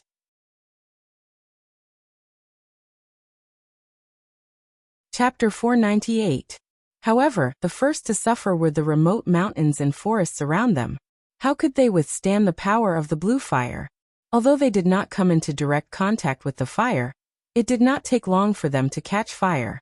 The vegetation in the deep mountains and forests was lush, and the fire was also monstrous. The birds could not fly, and the beasts could not escape from the disaster. They were swallowed by the merciless fire. The blue fire in the sky was dazzling, and the red fire on the ground was emitting thick black smoke. The blue fire in the sky was dazzling, and the red fire on the ground was emitting thick black smoke. The place where the battle was being watched became a cage in the sea of fire. Guan Zhongkai and Yulan Du, who were panting at the two ends of the sea of fire, were shocked by the scene in the sky and on the ground. How did this happen? The two did not know that the place where the battle was being watched was even more chaotic. There were more than 3,000 people. People were going to die. If they wanted to escape, only a few people with high cultivation were confident that they could break out of this endless sea of fire. Of course, they had to escape from the ordinary fire that was close to the ground. However, most of the people who came to watch the fun had not reached the crossing calamity stage. Those who were below the crossing calamity stage, including those who were in the late nascent soul stage, were not confident that they could escape from this mountain of fire that stretched for dozens of miles. It was even more impossible to escape from the sky, because they were blocked by the blue fire. Yu Qianqiu, who was in the blue flame, slightly straightened out the chaotic aura in his chest. He stood on a black flying sword with a calm face. He floated out of the blue flame sea and looked around. He didn't see the two fellows who had injured him. He immediately activated his true essence and shouted, "Guanzhongkai Yulandu, get out here you too!" His voice shook the surroundings, and the people below could hear it more clearly. When it fell into Guanzhongkai and Yulandu's ears, it was almost inaudible. However, with their cultivation they could still hear what it was.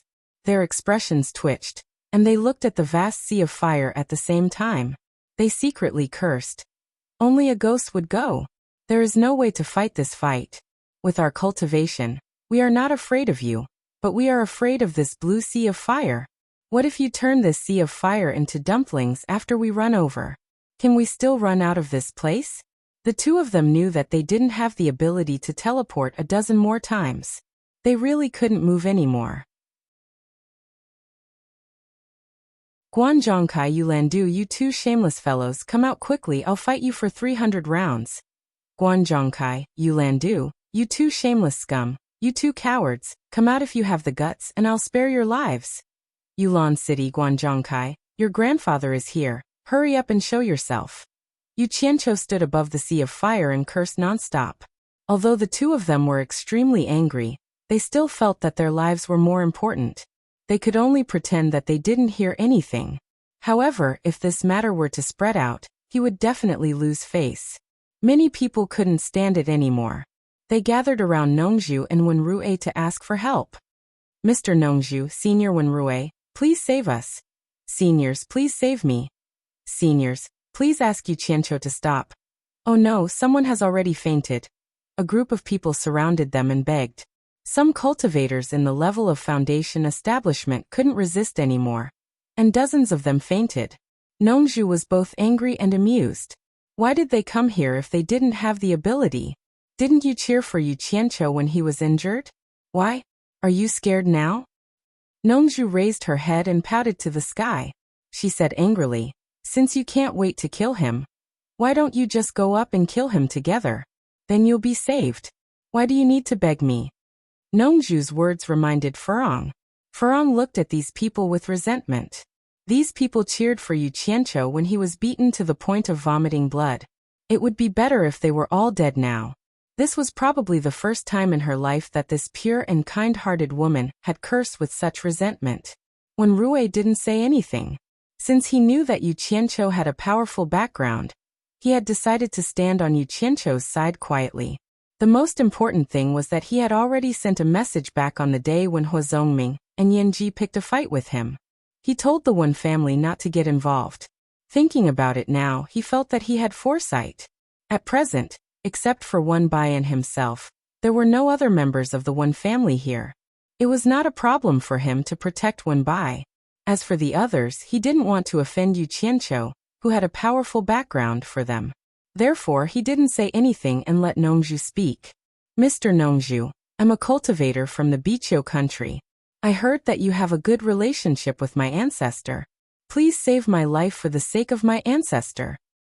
After this person spoke, the following words were immediately terrible. Mr. Nongzhu, I'm a cultivator from the Jadeite country. My ancestor also has a good relationship with you. All of a sudden, it was a mess. Nongzhu was stunned. She thought that it was a good thing to have many friends, but it turned out that it was complemented by troubles. This group of people had brought up their ancestors. They could ignore them, but they couldn't ignore their ancestors' faces. Guanzhongkai Yulandu, did the two of you grow up as eunuchs? Yu Qianqiu was still cursing from above. Nongzhu listened to the curses, which were getting more and more colorful. She pointed to the sky and said helplessly, "The duel is not over yet. According to the rules, others can't interfere." As soon as she finished speaking, someone immediately begged, "Mr. Nongzhu, please ask Yu Qianqiu to let us go. We don't want to watch the duel anymore. Let's go." "Yes. Yes. We beg you." A person took the lead to kneel down. Immediately, a lot of people knelt down. Nongzhu coughed and waved her hand, saying, "Get up. I'll try, but I don't know if it will work. You've seen what happened before. He didn't respect me at all. Maybe it's useless even if I ask." A group of people urged her to hurry up. They really couldn't stand it anymore. Nongzhu cleared her throat and shouted to the sky, "Yu Qianqiu, have you cursed enough? If you don't hurry up, the people below will be roasted by your fire. Let them go first and let the innocent people go." Yu Qianqiu, who was in the sea of fire, was furious. Hearing this, he immediately cursed, "Innocent my ass! They all want me to die early. If you want me to let them go, I'll let them go unless my head grows on my butt. Hey, damn. You reminded me of something." The people below all looked pale when they heard the first part of the sentence. When they heard the second part of the sentence, the light of hope appeared in their eyes. However, when they heard the second part of the sentence, they were all dumbfounded and regretted begging Nongzhu. They heard Yu Qianqiu shout loudly, "Guanzhongkai Yulandu, quickly get out here for Laozi, otherwise the 3,000 people down there will all die because of you." While saying this, he controlled the blue flames at the edge of the sea of fire to fall to the ground. All of a sudden, the area within a radius of more than 10 miles was completely sealed, as if a blue hat was put on it. Yu Lan, who was at the edge of the sea of fire, was a little dumbfounded. Did this guy really dare to burn 3,000 cultivators to death? On the other side, Guanzhongkai directly denied that Yu Qianqiu dared to do so. He began to shout, "Yu Qianqiu, are you tired of cursing? You'd better obediently put away the fire, and we'll pretend that nothing happened between us. If you want to use the lives of 3,000 cultivators to threaten me, then you're too naive. What does their life and death have to do with me? Big coward Guan, don't worry. When I'm tired of cursing, someone will naturally curse for me. I guarantee that your 18 generations of ancestors will never be able to reincarnate." After shouting, Yu Qianqiu shouted, he shouted to the people below, "Everyone down there, did you hear that? It's not that I don't want to let you go, but Guanzhongkai thinks that your life and death have nothing to do with him.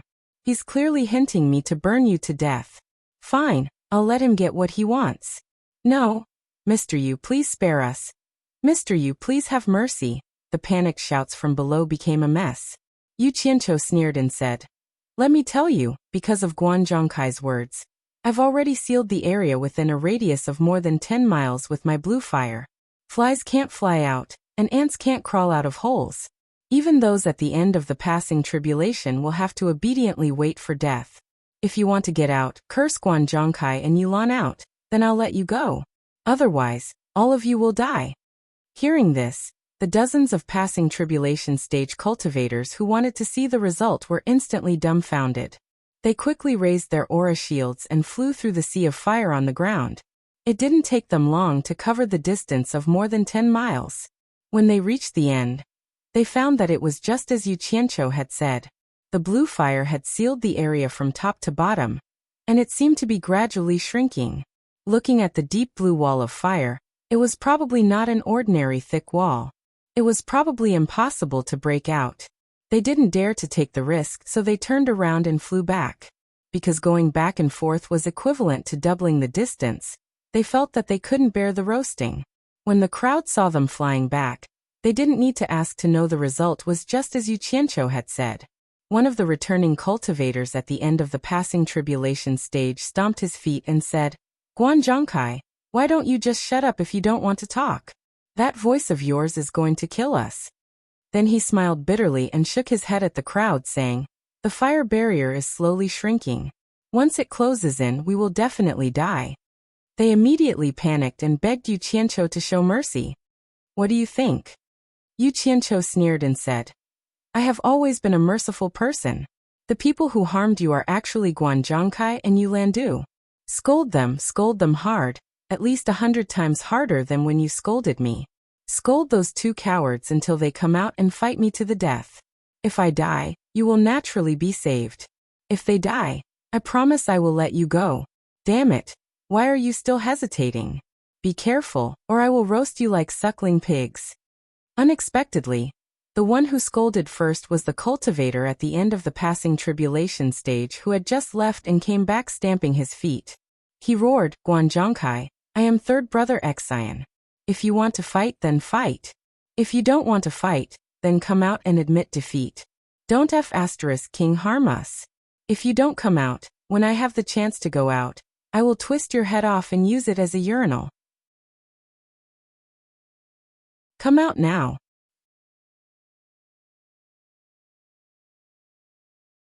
Chapter 499. These words were quite shocking. Plus, his cultivation level was quite high, so his voice was naturally loud. Who was third brother Xian?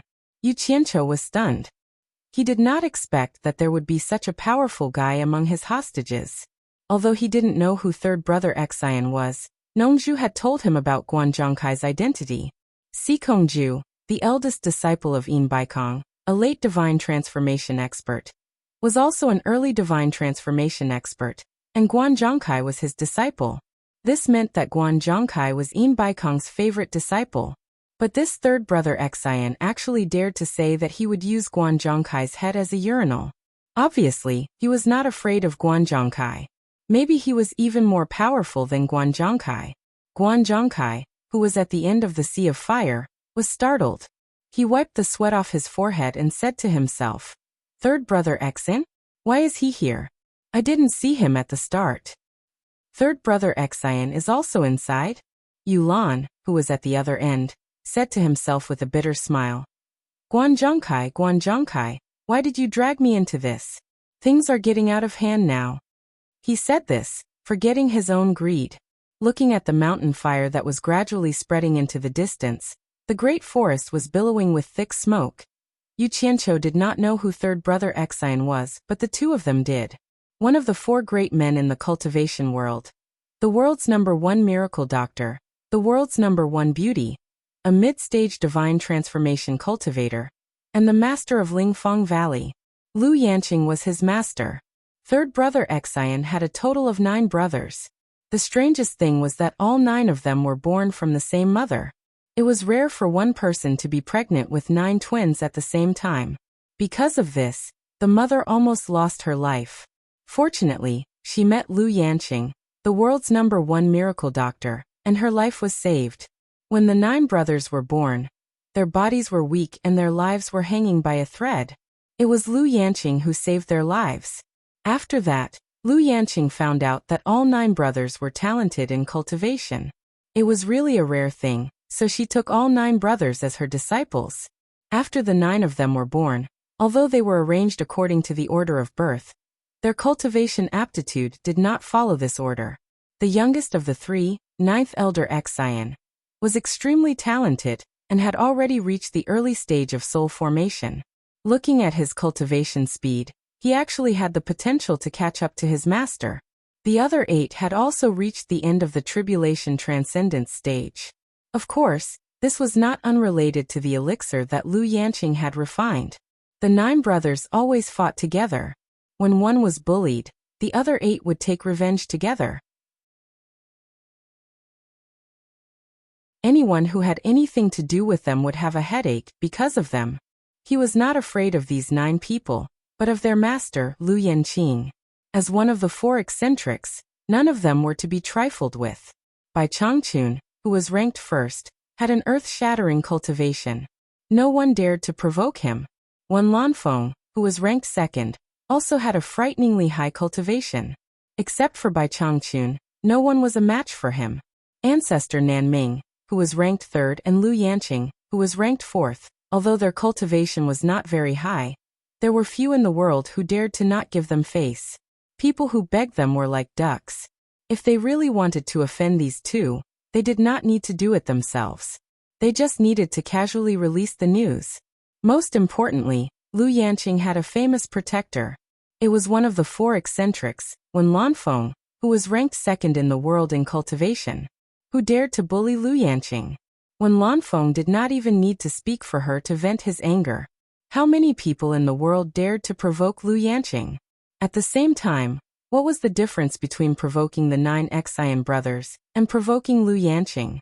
Therefore, when he heard third elder Xian's scolding, Guan Zhongkai's forehead was full of sweat.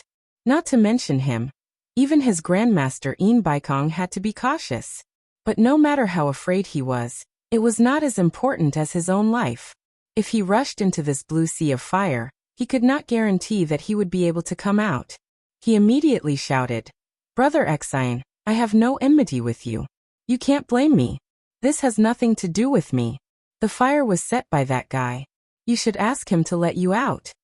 As soon as he said this, he heard third elder Xian shout, "Bullsh *t. If it's not your business, then whose business is it?" 2 late-stage tribulation transcendents shamelessly jumped out to fight a nascent soul stage. Halfway through the fight, they stopped. If you don't want to fight, then just admit defeat. People scolded you for a long time, and you did not come out. Do you have any shame? Let me tell you, you can either come over and continue fighting or admit defeat. You dare to run? If you kill me, I guarantee that even if you hide in the cornucopia, I will drag you out. No one can protect you. Guan Zhongkai was depressed. He did not know what to say. Regardless of whether third brother Xian scolded him or not, there was one thing that he was right about. If he really ran away and caused the death of this fellow, even if he hid in the World Commerce's headquarters cornucopia, the people of Spirit Fong Valley would still be able to find him. He was very clear about Grandmaster Yin Baikong's character. He bullied the weak and feared the strong. Moreover, there were many disciples and grand disciples in the late stage of tribulation transcendence. He would not offend Spirit Fong Valley for him and ruin the big plan. It was very likely that he would come out and apologize. It was really difficult to make a decision. He could not run away. If he went over now, he would be afraid of this deadly sea of fire. If he admitted defeat, he would not be able to raise his head in the cultivation world. What the F***ck is this? Guan Zhongkai laughed at himself. The reason why he jumped out to oppose Yu Qianqiu was because he heard that Yu Qianqiu killed his junior martial uncle, who was also in the late stage of tribulation transcendence in the Chinese cultivation world. In fact, it was not for revenge. He just wanted to please Grandmaster Yin Baikong. Who would have thought that after just a few moves it would become like this? Of course, Yu Qianqiu's 2 treasured sabers were also the reason why he made a move. On the other side, Yu Lan's intestines were green with regret. She sighed repeatedly and simply continued to maintain her silence. Even with Guan Zhongkai's background, he was afraid of third brother Xian, let alone him. Yu Qianqiu, who was above the sea of fire, was happy. From the words of the two, it seemed that Guan Zhongkai was really afraid of this guy. He immediately shouted, "Good scolding. Everyone else start scolding too. Don't worry, with so many people scolding together, he won't be able to tell who is who. Don't be afraid of his revenge." He then added, "I forgot to tell everyone, the fire barrier is slowly closing in. We don't have much time left. Hurry up and scold." These words were well said. Everyone did not dare to scold too much, because they were afraid that they would not be able to escape from Guan Zhongkai's revenge. After being reminded, everyone did not hold back and scolded loudly with righteous indignation. "Guan Zhongkai, you cowardly thing, come out. Yulan Du, shameless villain, if you don't have the guts, why did you come out and throw it?" More than 2,000 people were shouting angrily, because hundreds of them had already fallen. It was really noisy. They were scolding all kinds of things, much more ruthless than when they were scolding Yu Qianqiu. Yu Qianqiu, who was above the sea of fire, grabbed a handful of qi recovery pills and stuffed them into his mouth. He folded his arms and chewed slowly. His expression was not good, and he was calculating in his mind. Since he was in the cultivation world, he could not spit out blood for nothing. Otherwise, everyone would bully him in the future. He wanted to see what those 2 guys were going to do. If they came, he would kill them. If they didn't, he could only let his subordinates suffer a little. If they wanted to cause trouble, they might as well make it bigger. People died every day. It was just a matter of how many people died. Nongzhu shook her head and sighed. A group of people were scolding Yu Qianqiu not long ago, and now they were helping Yu Qianqiu to scold people. Today's incident was considered to be a worthwhile trip. It was just that her ears were a little numb from the noise, when Rui and Wenbai looked at each other speechlessly. How did things turn out this way? Guan Zhongkai and Yulan were really unlucky. Guan Zhongkai and Yulan, who were on the other end of the sea of fire, turned red and white. It would be a lie to say that they could not hear it. After being scolded like this, even if they were fine, they would have to avoid going out in the cultivation world in the future. Guan Zhongkai was infuriated when he suddenly heard the sound of rushing wind behind him. He turned his head and saw Miruhai and Miruchuan. His expression relaxed slightly. So it's Brother Guan. What's going on? Why? Miruhai stopped halfway through his sentence. There was endless scolding coming from the sea of fire. There were all kinds of scolding, and the scolding was abnormally nasty. When the two of them noticed the abnormality, they were worried about their boss's safety, so they rushed over together. Who knew they would hear this? After looking at each other, they frowned when they saw Fengjing's constantly expanding mountain fire. Miruhai said in a deep voice, "So many people are scolding you and Yulan. Brother Guan, could this sea of fire be caused by both you and Yulan?" Brother Mi, don't misunderstand. How could I casually set off such a huge fire in Senior Hu's territory? Furthermore, it's near Daong City. Guan Zhongkai waved his hands immediately. He was already in trouble, so how could he provoke Hu Zongming? What exactly happened? Miruhai asked with a frown. I've been unlucky for 8 lifetimes. I've encountered a jinx.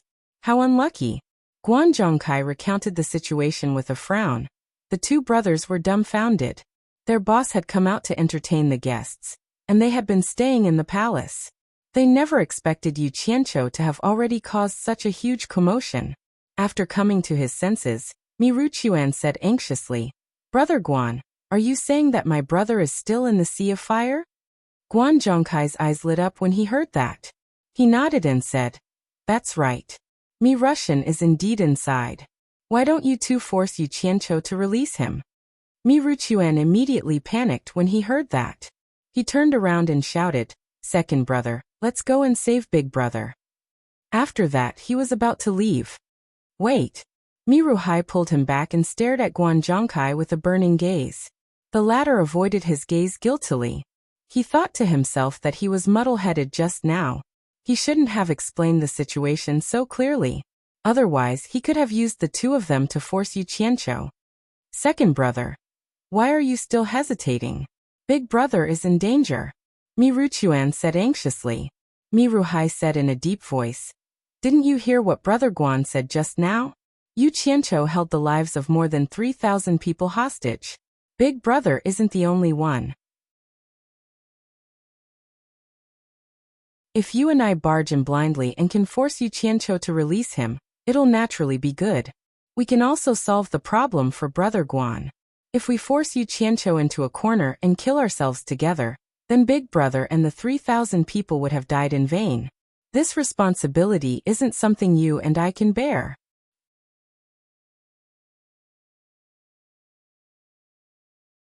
Chapter 500. The meaning in his words was clear. Miruchuan, who was in a panic, immediately realized and said angrily, "Guan Zhongkai, you want to use us two brothers? Let me tell you, if anything happens to my big brother, no matter how powerful your World Chamber of Commerce is, don't even think about leaving Daong Kingdom." Misunderstanding, there's no such thing. Guan Zhongkai smiled apologetically. His mouth was even more bitter than eating yellow lotus. The shock in Miruhai's eyes did not fade away as he watched the sea of green flames that was slowly shrinking. Although the cultivators were used to seeing strange things, the scene was indeed spectacular. Miruhai turned around and stared at Guan Zhongkai with his eagle-like eyes. He said in a deep voice, "Brother Guan, there are several thousand people cursing and swearing non-stop. You can't hide here. You have to solve it. Look at the cursing. If you don't come out, then there's no other way. Nothing can happen to my big brother." The last sentence was already faintly overbearing. Guan Zhongkai narrowed his eyes and said in a deep voice, "Miruhai, are you threatening me?" As soon as he said this, Mi Ruchuan appeared behind him with a whoosh. The two brothers sandwiched him in the middle. If there was any disagreement, the two would probably fight. Brother Guan is thinking too much, Mi Ruhai said unhurriedly. Yu Qianqiu forced you to hide here and not go over. This shows that the power of this sea of fire is extraordinary. To put it bluntly, you may die if you go. Am I right? Seeing that Guan Zhongkai's face was calm and did not speak, he continued expressionlessly. But if you just hide like this, once something happens to third brother Xian, and Lu Yanqing finds Yin Baikong, I'm afraid that your grandmaster will not let you go. In my opinion, sometimes life is more important than face. Admitting defeat is also a way out. Brother Guan, don't hesitate anymore, make a prompt decision. Guan Zhongkai looked back at Mi Rushan behind him. He knew that Mi Ruhai's words were to use peaceful means before resorting to force. If he didn't agree, Mi Ruhai would probably fight. Even if they didn't kill him, at least they wouldn't let him go. Just now he had used teleportation more than a dozen times in a row, consuming a lot of his true essence. In addition, his flying sword artifact was also destroyed. He estimated that his chances of escaping from the hands of these two people were not high. After pondering for a while, Guan Zhongkai said in a deep voice, "Thank you for your advice, brother Mi. I will definitely remember this kindness and repay it in the future." The meaning in his words was worth pondering. Mi Ruhai smiled faintly, stepped aside, and made a gesture of invitation towards the sea of fire. Guan Zhongkai's chest heaved. He was forced into a corner. Gritting his teeth, he roared, "Yu Qianqiu, for the sake of the 3,000 fellow Taoists in the cultivation world, I admit defeat. Put away the fire and let them go." The voices under the sea of fire stopped. Although everyone was cursing until their mouths were dry, their faces were filled with surprise. They were just waiting for Yu Qianqiu to release them. Yu Qianqiu, who was standing on his sword above the sea of fire, was stunned when he heard Guan Zhongkai's words. He didn't expect Guan Zhongkai to admit defeat. How could he do that? He hadn't even taken revenge for being injured. Yu Lan, who was on the other side of the sea of fire, also found it hard to believe, but Guan Zhongkai's voice confirmed it. He heaved a sigh of relief. Since Guan Zhongkai had admitted defeat, what else could he say? If word got out, Guan Zhongkai would be even more humiliated than him. He immediately shouted, "For the sake of the 3,000 fellow Taoists in the cultivation world, I Yu Lan also admit defeat." Yu Qianqiu sneered. "You want to let things go like this after beating me up?" He roared. "Don't drag out the 3,000 fellow Taoists in the cultivation world to gain face. You know what you are. Also, I don't know what admitting defeat means." As soon as he said that, the people below were in chaos. They all thought that Yu Qianqiu was going to go back on his words. Third Xian, who was in the crowd, glared and roared, "Guan Zhongkai, Yulan, will you die if you speak clearly?" Yulan was a little better. After all, she was just following along. However, Guan Zhongkai was so angry that he gritted his teeth and roared, "Third Xian, I've already said it. It's that brat who didn't follow the rules. Third Xian, don't go too far. Do you really think that the World Commerce Association is afraid of your Lingfang Valley?" Third Xian immediately shouted back, "Stop ting. If you admit defeat, admit it openly. Don't beat around the bush.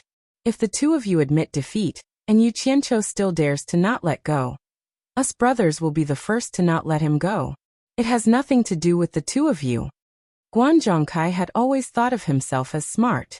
He didn't expect that the people he met today were all playing tough with him. They didn't give him any leeway at all. He was so angry that his body trembled. Mi Ruhai smiled faintly and said, "Brother Mi, Third Xian is right. We've already said it like this. Why do you still care about the shivering? There's nothing wrong with making things clear." Mi Ruhai. Guan Zhongkai glared at him. He was so angry that he laughed and said good a few times. He then roared, "I admit defeat." Then he immediately turned around and flew away. Mi Ruchuan looked back and frowned. "Second brother, are we letting him go just like this? He seems to hate us. Why don't we take this chance to?" Mi Ruhai waved his hand and interrupted, "Don't care about him." The last three words have already made the World Commerce Association lose face. There's no need for us to do anything. Someone will naturally take care of him. I admit defeat. Yulando's voice also came faintly. Everyone under the sea of fire fell silent again. They were waiting for Yu Qianqiu's movement. If he still found an excuse, it would mean that he was deliberately trying to kill everyone. Damn it, coward. Yu Qianqiu spat out a mouthful of saliva. He didn't think that they would be able to swallow their anger after being so overbearing. The other party directly shouted, I admit defeat. If he still didn't let it go, he wouldn't be able to show his face in the various countries in the future. They wouldn't let him go. I'll settle the score with you two bastards later. Yu Qianqiu slightly calmed the anger in his chest. He floated in the air and opened his arms. The azure flames quickly shrunk with him as the center and returned in an instant. At this moment, Yu Qianqiu discovered that the mountains below were a complete mess and the fire was still spreading. Finally seeing the light of day again, the group of people below finally felt relieved. Looking at Yu Qianqiu in the air, he quickly swooped down on his sword after withdrawing the azure flames. With a slanted drift, he charged into the raging flames burning in the mountains. A miraculous scene appeared. Wherever Yu Qianqiu went, the flames would reach out and wrap around him. In the blink of an eye, the flames would be sucked into his body. Not even a spark could be seen. Within a radius of several kilometers, Yu Qianqiu's figure could be seen flying on his sword. At this moment, everyone finally understood what Yu Qianqiu was doing. So he was extinguishing the fire. Everyone muttered. This guy was like a madman just now, using so many people's lives as a threat, but now he was doing such a thing. It seemed like he was just threatening Guanzhongcai and Yulando, and wouldn't really do anything. Everyone was just shocked. This was just their wishful thinking, but they didn't know that Yu Qianqiu was not so kind. He had already made up his mind to kill all these people who had insulted him. If it weren't for Guanzhongcai and Yulando's retreat, this group of people would probably be crying and screaming now. In fact, Yu Qianqiu did not know why he did such a strenuous and unrewarding thing, but he did it anyway. It took nearly an hour to completely extinguish all the mountain flames. When he looked back, the surroundings were already scorched black. He returned on his sword. After landing, he glanced at everyone coldly. The group of people subconsciously stepped back. All of them were a little afraid of him.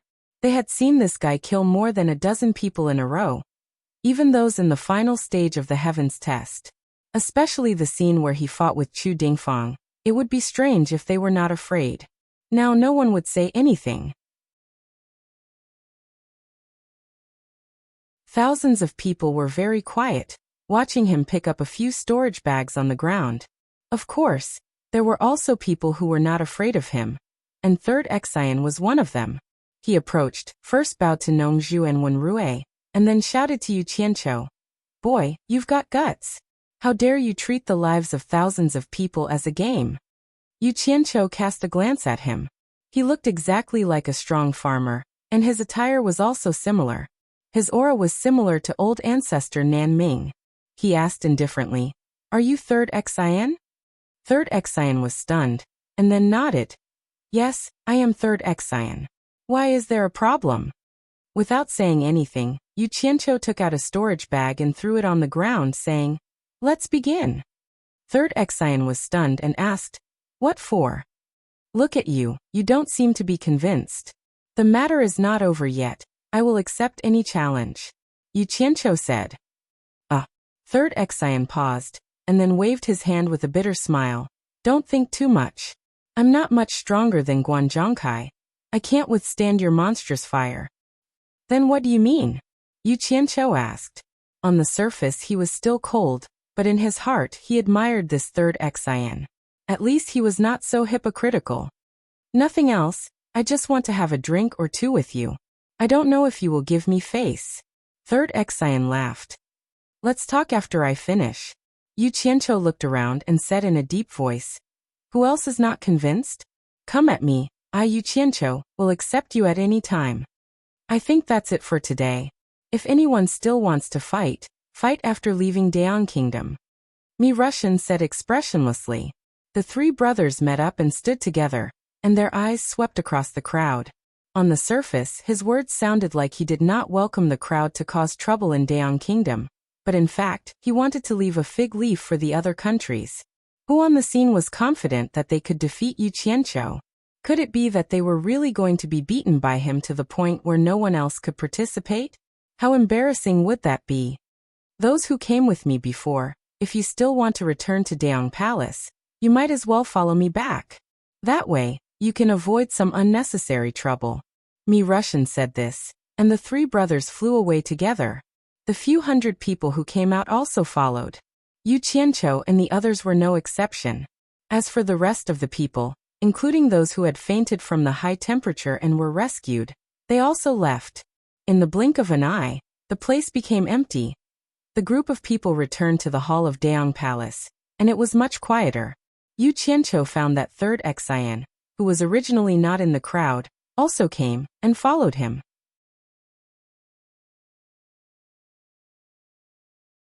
Chapter 501. After the green flames in the distant sky disappeared, the people of Daong City felt that it was strange, but they gradually lost interest. After all, it was too far away, and they did not know what had happened. It was just another topic of conversation.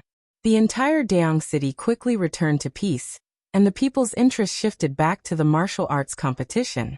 The excitement of the rich and powerful easily attracted the attention of the common people. On the drill ground of the palace, more than 10 arenas were competing at the same time. Zhang Peng was in the Baiwan Nation's lineup, and he had already fought 5 matches. Ordinary children of rich and powerful families who practiced martial arts were no match for him. He was an old general who had fought on the battlefield, and his speed and eyesight after cultivation were far superior to mortals.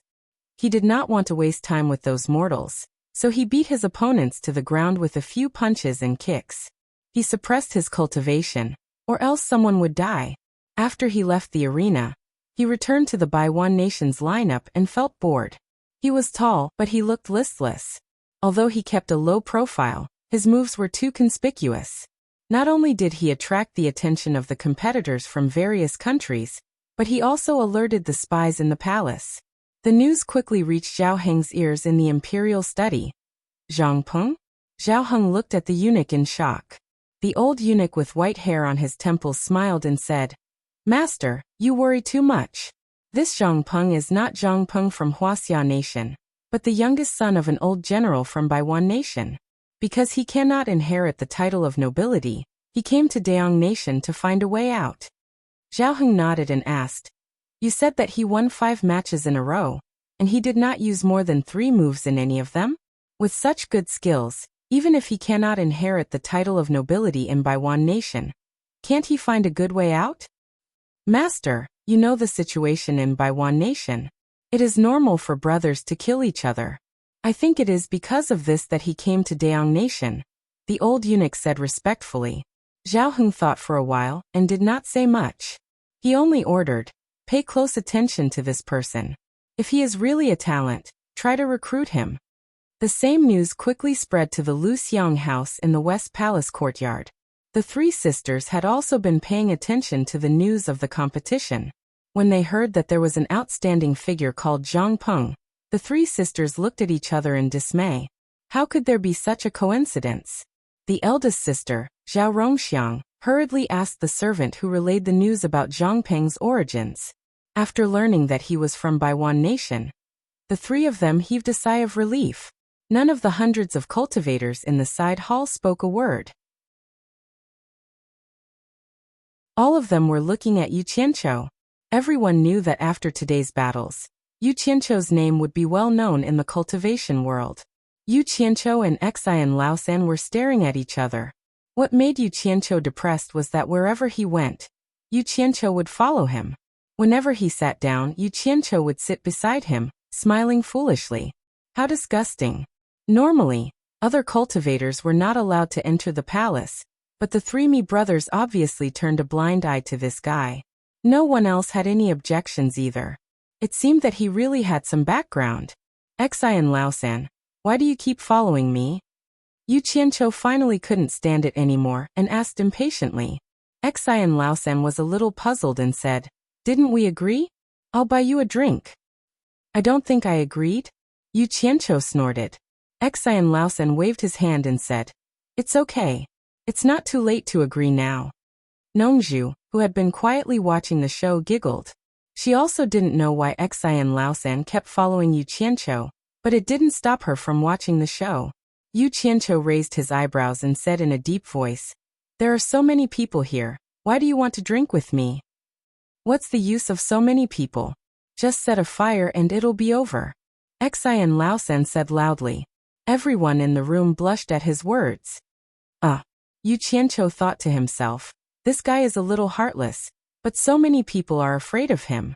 He paused and asked, Xian Laosen, I don't drink with people I don't know for no reason. What's your background? You don't even know my background?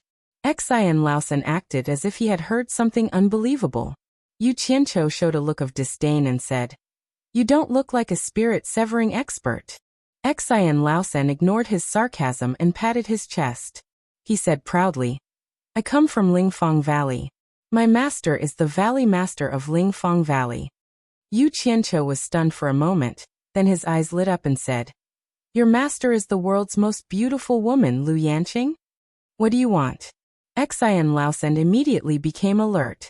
He had seen this person's eyes and tone in many people who had evil intentions towards his master. Hee. It's nothing, just casually asking. Yu Qianqiu smiled awkwardly. But this guy kept staring at him. He was full of thoughts. Maybe he had some ulterior motives. At this moment outside the hall, Mi Rushan walked in. He cupped his hands towards the crowd and said, Everyone, today's competition ends here. We have already selected 100 winners from each country, and they will continue to compete in the next few days. After saying this, he stopped. His meaning was obvious. He was sending the guests off. No one wanted to stay here for a long time. Not only were they not allowed to walk around, they were also not allowed to watch the competition.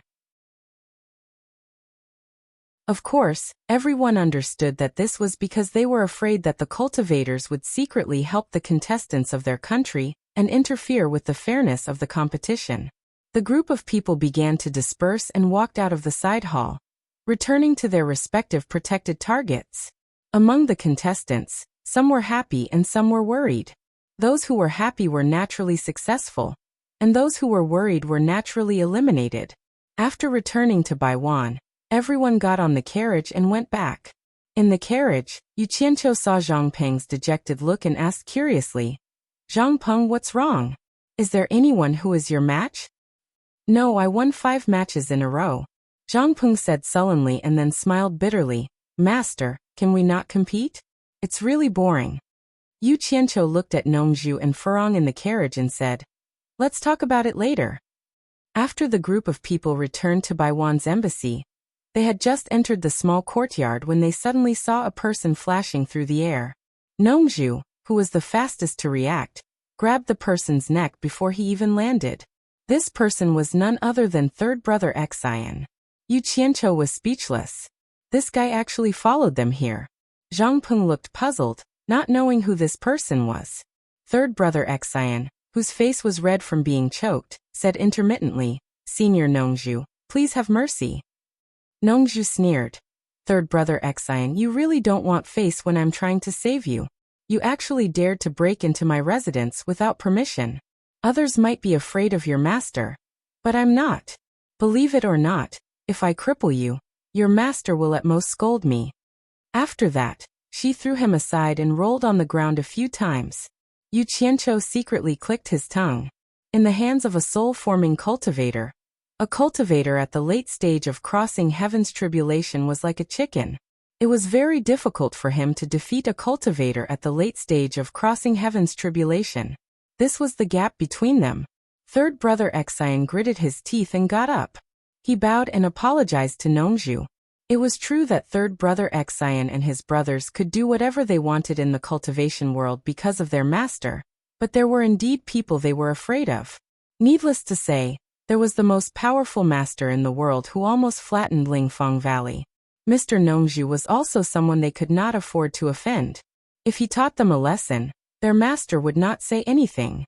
Moreover, when Lanfeng would not necessarily look for Nongzhu to settle scores with. Tell me, What are you doing here? Nongju shouted.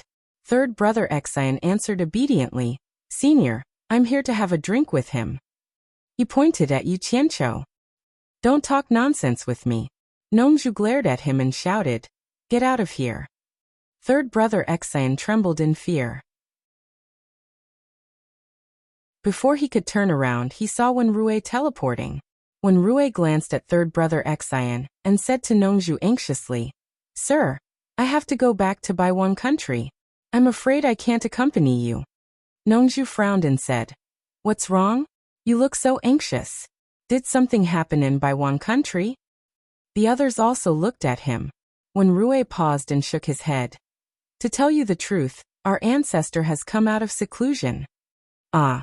Nongju and third brother Xian, who was secretly eavesdropping, screamed at the same time. Farang and Zhangpeng did not know who they were. Yu Qianqiu asked suspiciously, Has Senior Wen Lanfeng come out of seclusion? Wenrui nodded silently. Third brother Xian, on the other hand, had teleported away with a swish sound. He was suspected of informing Wenrui. Nongju smiled bitterly. This is troublesome. Wen Lanfeng, don't be impulsive. Then she pointed at Wenrui and said anxiously, Wenrui, go back as soon as possible and find a way to stop Wen Lanfeng. Don't let him go to the demon domain now. Old Bai has urgent matters to attend to. If he goes there now, he will be courting death. Farang and Zhangpeng looked at each other and did not know what they were talking about. Yu Qianqiu understood. He knew that when Lanfeng went into seclusion after being defeated by Master, now that he came out, he would probably go to Master to fight again. Wenrui nodded and turned around. He turned back and said with a solemn expression, Sir, I have something to ask you. I hope you can tell me the truth. Say it. Nongju frowned and did not know what he was hesitating about. Wenrui was puzzled. Our ancestor has been in seclusion for 100 years. When he comes out, his cultivation must have improved greatly. But from what you said, do you still think that our ancestor is no match for Bai Changchun? How can a grain of rice compete with the bright moon? Nongju sighed and said, Ordinary experts at the late stage of transforming spirit realm, no matter how high their cultivation is, can make people feel a bottom line. But Bai Changchun always gets stronger when he meets strong opponents. His cultivation is so profound that it is unfathomable. He is a powerful existence that cannot be judged by common sense. Although I don't know how high Wen Lanfeng's cultivation is after coming out of seclusion, I know that if he provokes Bai Changchun again, he will lose his life.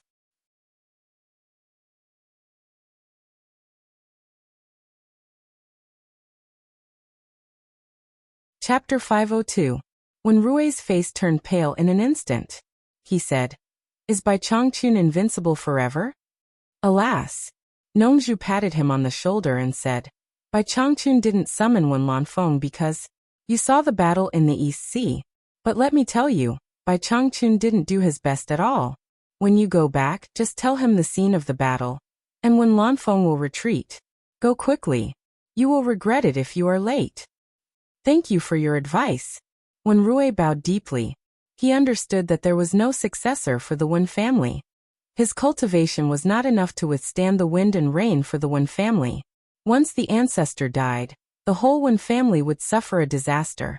After saying his thanks, he quickly disappeared. There was a sound of rapid flying in the air. The yard was quiet for a while. Although Farang and Zhangpeng did not know the reason, they could tell that it must be a tricky matter. Yu Qianqiu asked, Will Wen Lanfeng really go to my master after he finishes his closed-door training? Zhangpeng was shocked. No matter how stupid he was, he could tell that his grandmaster was an invincible existence. For a moment, he stood there silently with a surge of emotions. Nongju shook her head and said with a wry smile, I really don't know what to say about Wen Lanfeng. He is obviously a genius, but he is deeply in love. You can't imagine how obsessed he is with Lu Yanqing. For Lu Yanqing, he will definitely fight with your master after he finishes his closed-door training. But your master is now at the critical moment of refining the spirit treasure. If Wen Lanfeng goes now, I'm afraid your master will not be merciful anymore. Yu Qianqiu smiled and also felt that this kind of person was very interesting. He asked, Doesn't Wen Lanfeng know how to run when he can't win? Nongju looked at him with deep meaning and sighed. You haven't seen what your master is like when he really fights, so you don't know how terrible he is. Run. If when Lanfeng angers your master, where can he run to? Yu Qianqiu was speechless. He had never seen what his master was like when he fought. He thought about it and asked, doesn't Lu Yanqing know how to persuade him? Are you willing to see him take the risk? Hearing this, Nongju looked around and found that Xian Laosen was nowhere to be seen. She smiled bitterly and said, if he knew the news he would probably advise me. I hope third brother Xian can send the news back in time.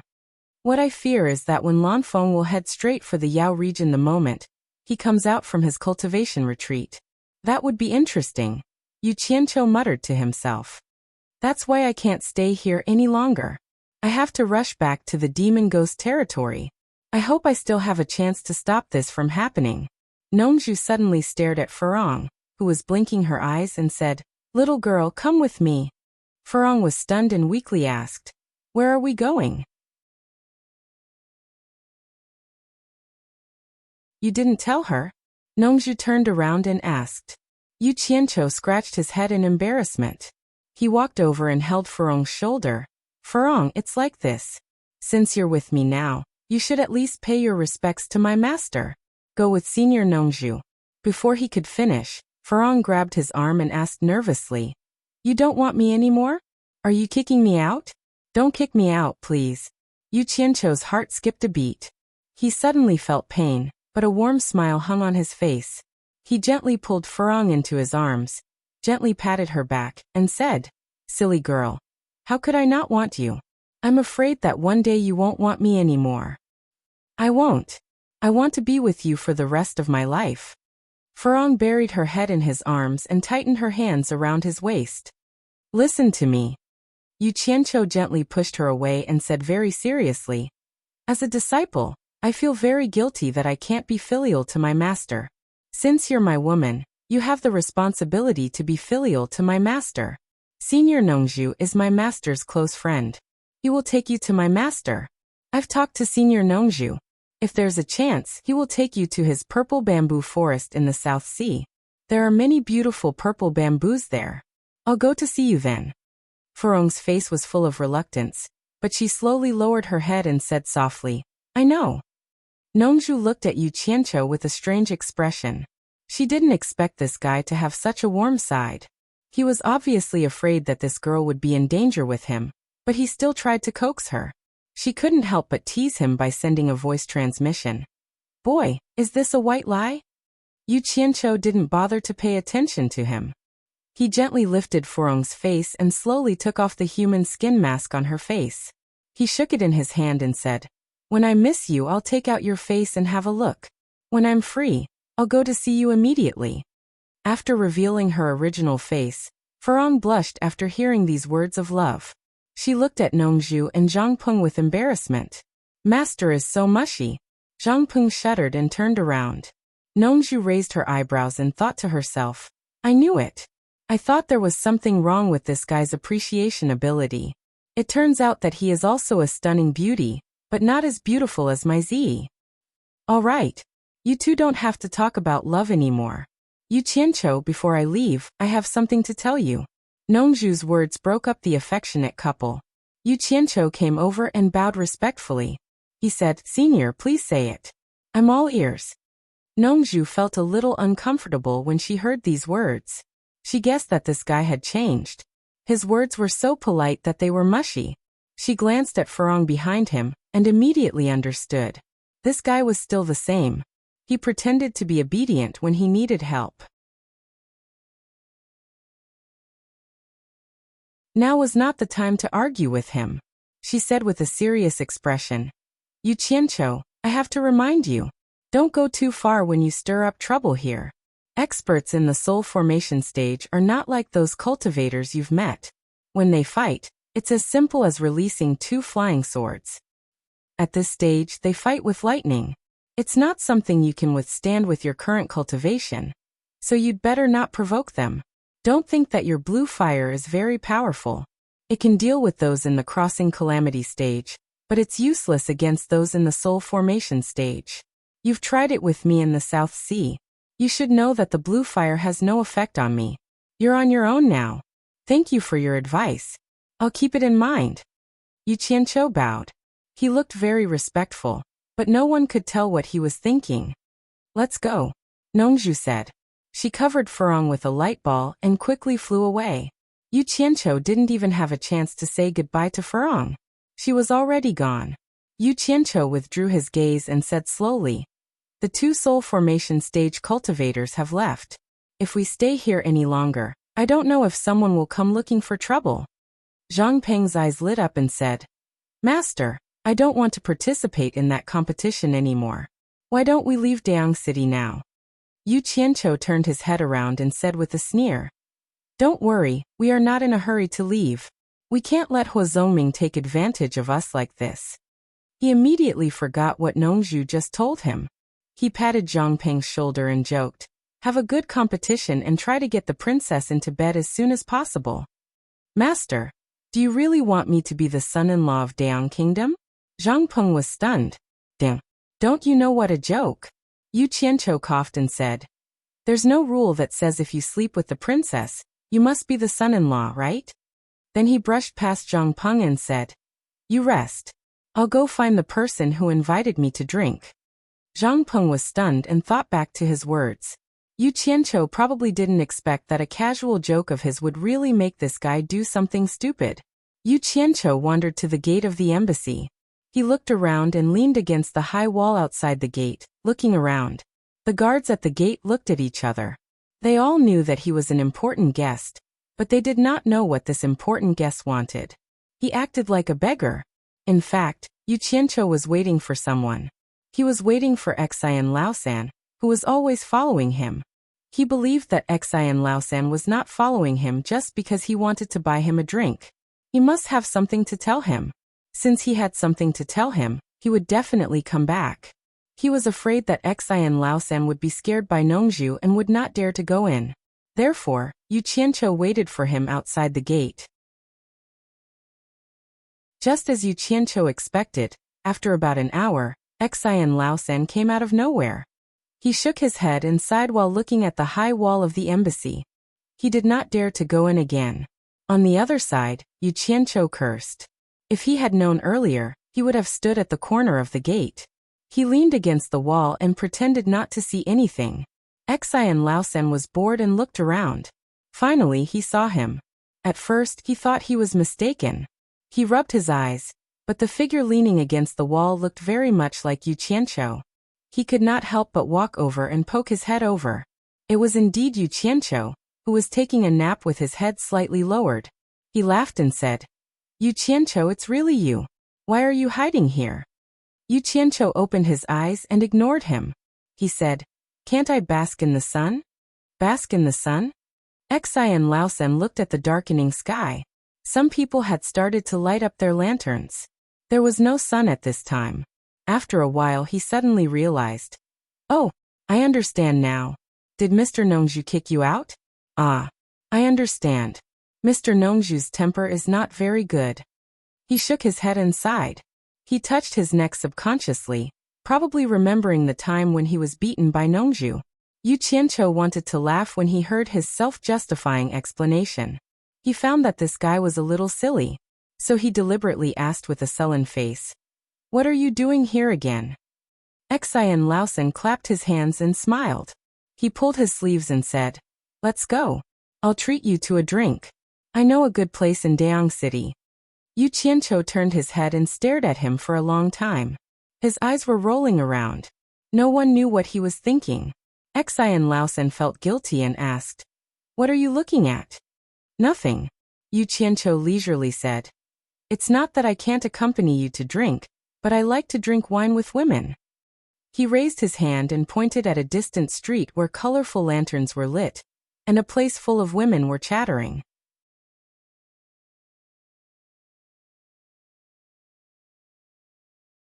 Chapter 503. Third Xian's eyes followed and his face turned green. He shook his head like a rattle. No, I can't go to that place. I can't go there. Let's go somewhere else." His master, Lu Yanqing, was the most beautiful woman in the world. There were many lechers in the cultivation world who came here because of her. The whole Lingfeng Valley hated lechers the most. How would he dare to go to a brothel? If this got out, his brothers would beat him half to death even without his master's punishment. Yu Qianqiu squinted his eyes and looked at him playfully. What? Are you worried about money? If that's the case, then forget it. I only like to go to those lively places to drink. I don't want to go to other cold and quiet places. Third brother Xian pulled him back and said with a bitter face, It's not about money. I can afford to drink wine no matter how expensive it is. But brothels and similar places are forbidden to the disciples of Lingfeng Valley. Let's go somewhere else. There must be a more lively place. What a joke.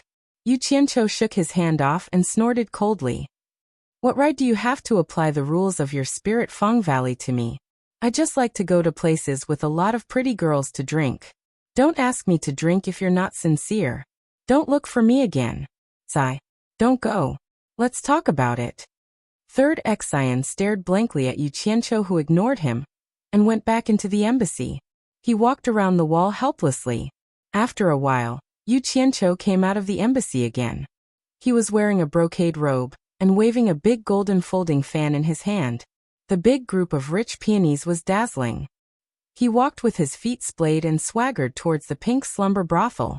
He had the demeanor of a playboy going to a brothel. Third Xian was dumbfounded. He thought to himself, there are all kinds of birds in a big forest. Although he thought so, it did not stop him from following Third Xian. Yu Qianqiu glanced at him, who was following him with his head lowered. He was also wondering why this guy was looking for him. He was willing to go against the rules and visit a brothel with him. Neither of them spoke.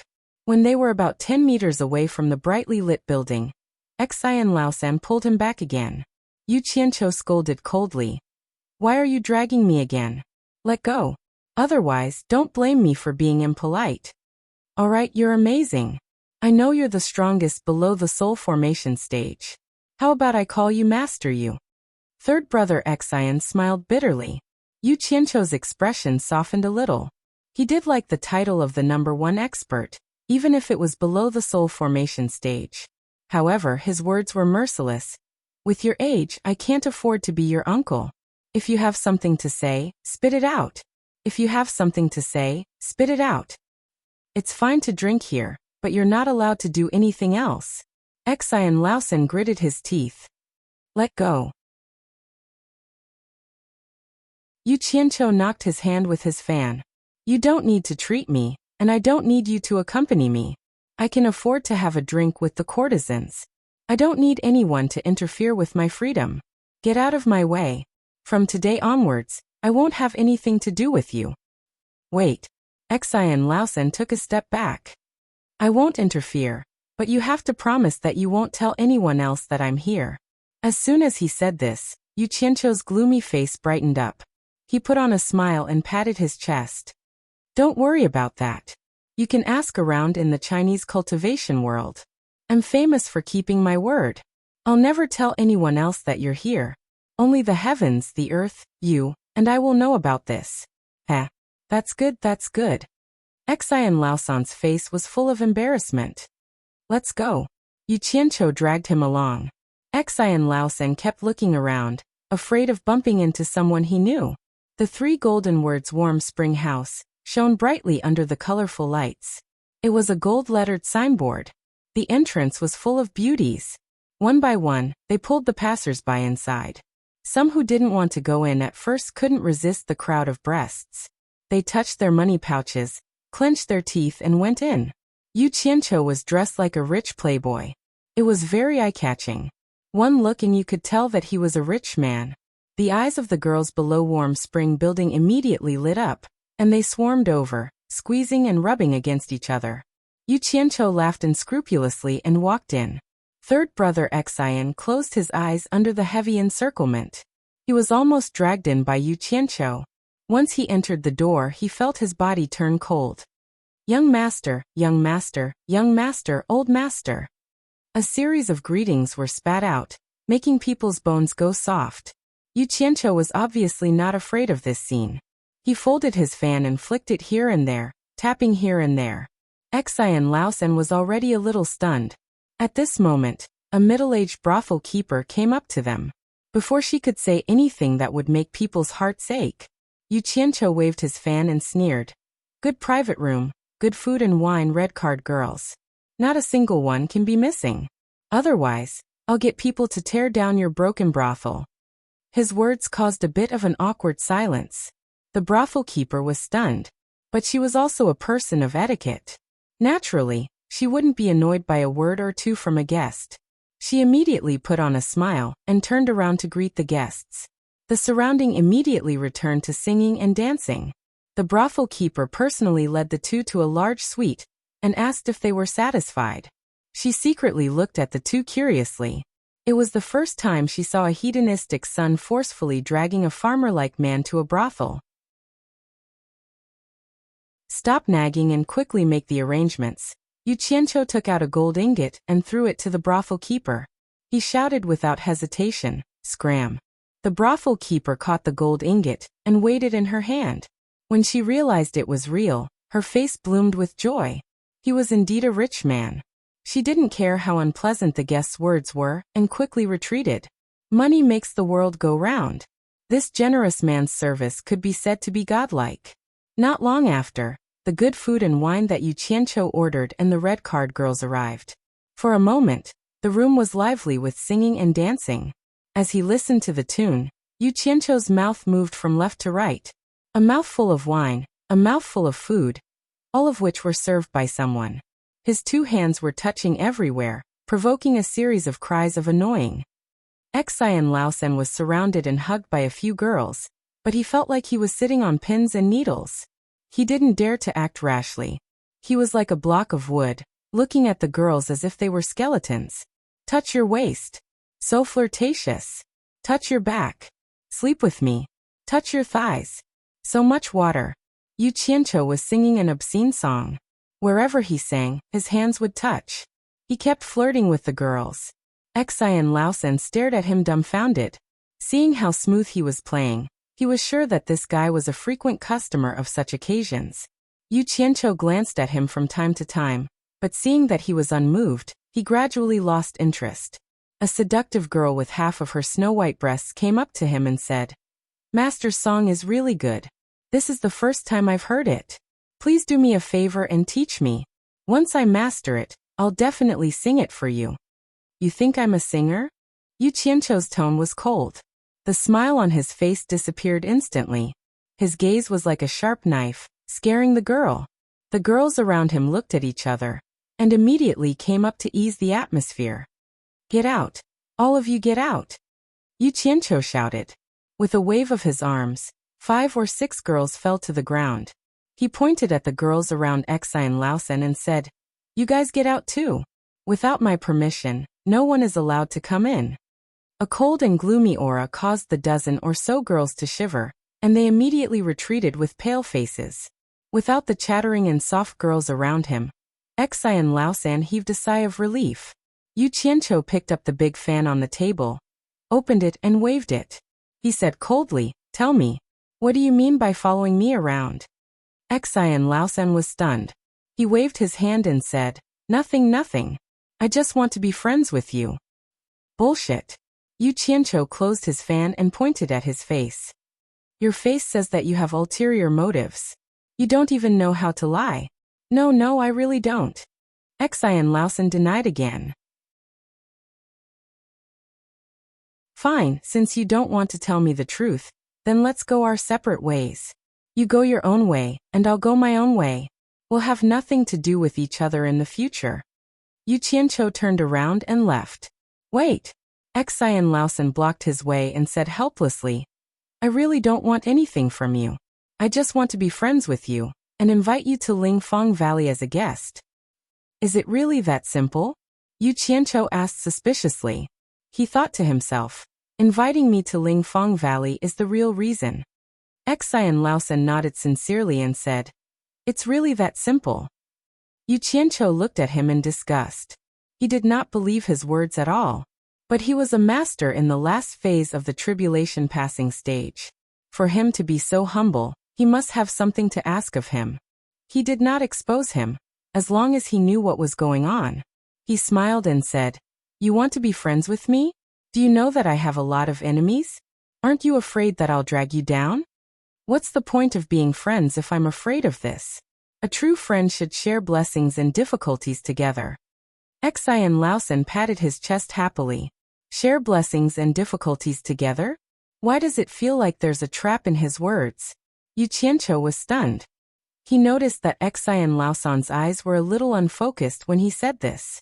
But now he really believed that Xian Laosan wanted to be friends with him, because the phrase share blessings and difficulties together had a profound meaning. That's a good word. I like it. I'll be friends with you. Come, let's go to my place and have a chat. Yu Qianqiu said happily. He thought to himself, let's put blessings and difficulties aside first. Let's get a bodyguard to accompany me first.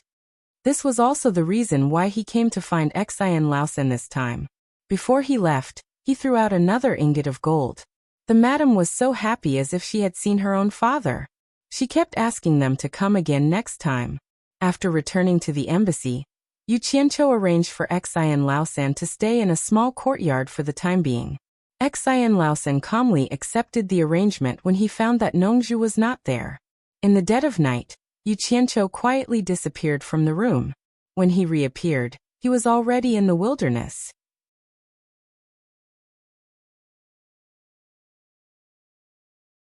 Chapter 504.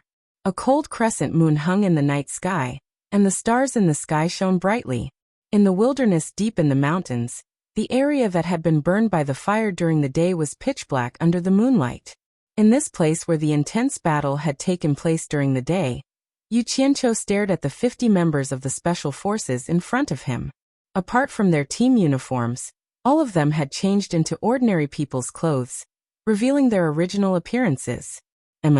You all seem to be in good spirits. Yu Qianqiu smiled faintly and said, I still remember that when you first joined Utopia, most of you were still at the core formation stage.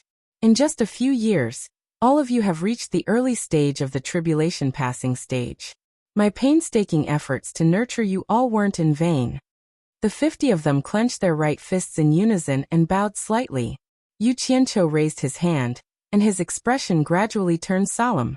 He said in a deep voice, Soldiers are trained for 1,000 days to be used in a single moment. A few days ago, I asked for 50 capable members from your chief instructor, and Director Guan chose you all. I hope you won't disappoint me. We'll do our best until our last breath. The 50 of them replied in unison in a low voice. I don't want you to die. I want you to live. I want you to live and complete the mission. The hard work we put in today is so that we can live a better life in the future. This is the dream that we Utopia people have been fighting for all our lives, so I don't need you to die. Yu Qianqiu said in a calm and affectionate tone. The 50 of them clenched their fists and bowed again in excitement. Yu Qianqiu nodded in satisfaction and said, The code name for this mission is Scout Point. Do you all understand the mission's objective? Keep a low profile, keep a low profile. The 50 of them replied softly. That's right. Yu Qianqiu smiled faintly and said, I don't need you to fight and kill. When carrying out the mission, you'll be black bats in the night, trying your best to avoid being discovered by anyone. In between missions, you'll be ordinary mortals in the secular world. You mustn't let anyone discover that you're cultivators. I asked Director Chen to provide you with various spirit pills, weapons, equipment, and resources. Have you gotten them? Got it. Number 50 replied again. All right. Yu Qianqiu nodded his head and said, If there's an emergency, immediately send out a distress signal. Don't force yourself. Remember, I don't need you to die. I will do my best to save each and every one of you, because each and every one of you is a member of the special forces that I have painstakingly trained. Although there will be sacrifices when there are struggles, I don't need you to make meaningless sacrifices. That would be meaningless to you, to your comrades, to the entire Utopia, or even to me. Do you understand? Understood. After the mission is completed, send a signal, and I will bring you back to Utopia. Yu Qianqiu looked at the sky and nodded. According to the original plan, the mission will start from the Daong Kingdom. Then, it will be carried out according to the missions we received. Order. All 50 of them stood at attention. Yu Qianqiu said in a deep voice. The exploration operation begins now. Let's go. Long live the leader. Number 50 exclaimed softly. Then, they identified the direction and quickly scattered in all directions without any hesitation. Yu Qianqiu slowly turned in a circle and watched his team disappear into the night. Some time ago, he had begun to make preparations. He had continuously sent information to Guan Yu and asked Guan Yu to select the members and make a detailed plan. With the convenience of having a detailed topographic map of the various countries in his hands, the plan was quickly perfected. Only then did he name the mission Exploration. The so-called exploration operation was to send team members to infiltrate the various countries and secretly plant the teleportation points that Yu Qianqiu needed at the important locations of the various countries' cultivation worlds. For example, preparations had to be made in advance near the spirit stone mines and important places such as the various sections. As Yu Qianqiu brought back a sum of spirit stones to Utopia, there were more and more early-stage tribulation transcendence cultivators in Utopia. It was enough for him to plan a large-scale attack. However, it seemed a little unrealistic for him to rely on himself to plant teleportation points all over the various countries. Firstly, due to the accident of kidnapping Yin Wufeng and extorting Yin Baikong, his identity had been exposed. He was now too big of a target, and people would probably pay attention to him wherever he went. Secondly, his cultivation was not high enough. Even if he did not expose his identity, it would still take him a lot of time to run all over the various countries. Currently, it was best to send a group of special forces to carry out the mission in secret. With more than 300 countries and 50 special forces members, it would be enough for each person to be assigned to a few countries. If there were no accidents, it would probably be completed in half a year. Of course, it would be faster to send more than 300 special forces members at once, but that would be too big of a target. At the same time, in order to prevent accidents and minimize losses, it was better to have as many capable people as possible. Moreover, some things often happened outside of the plan. He had not been here for long, so he needed to understand more.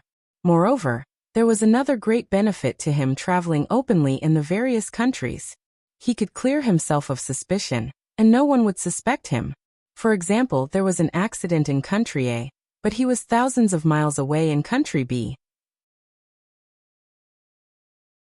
Who would be able to link these two incidents to him?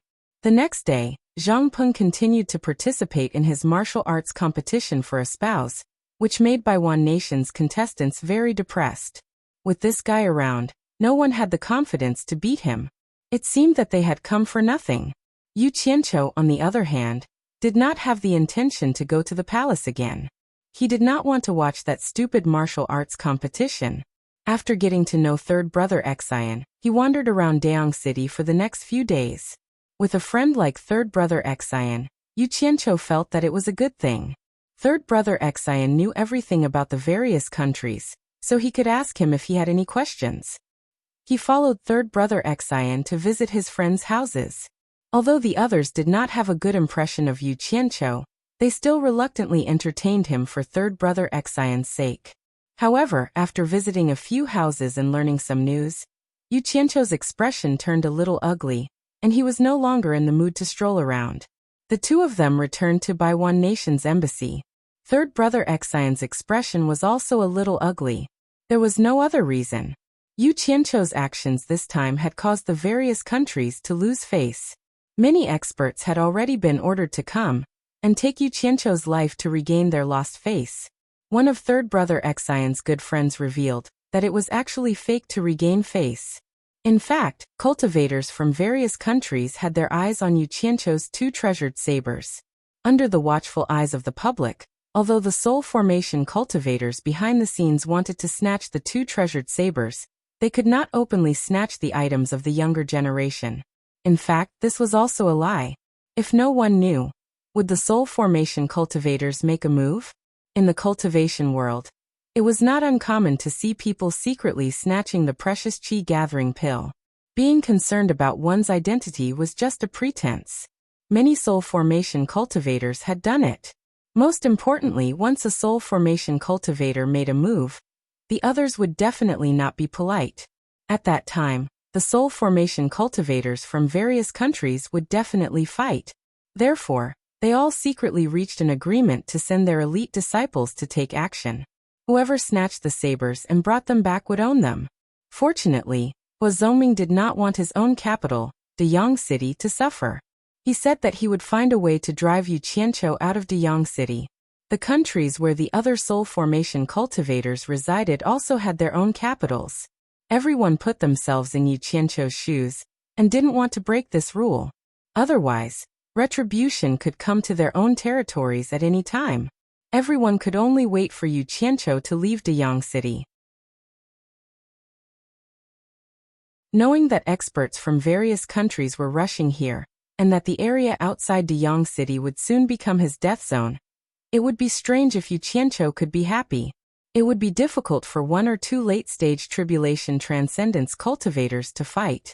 Wouldn't hundreds or thousands of them fight together? In the small courtyard, third brother Xian was looking at the flower garden in the middle of the courtyard in amazement. On both sides of the flower garden were green leaves and fresh flowers. They were all alive and well, but why was the one in the middle all dead? It was really strange. Yu Qianqiu sat on the swing, swaying back and forth. He asked weakly, "Third brother Xian, are my two sabers really that enticing?" Third brother Xian walked back and asked in surprise, "Don't tell me you don't know what treasure you have in your hands? When I was in Spirit Fong Valley, I heard that you held a saber drawing conference in the Chinese cultivation world. The news from there said that the two sabers in your hands are spirit treasures from the Eastern Holy Land. The soul formation cultivators here have long been ready to make a move. If it wasn't for the world's #1 expert restraining you, you would have been out of luck." Yu Qianqiu was really speechless. At that time, in order to make more money, he said that the black fire saber was a treasure from the Eastern Holy Land. Unfortunately, that conference was not a success. However, he didn't expect that the nonsense he had cooked up back then would bring him so much trouble. What made him most depressed was that although there were many people who coveted it in the Chinese cultivation world, there wasn't such a big movement. Even he himself didn't think much of it.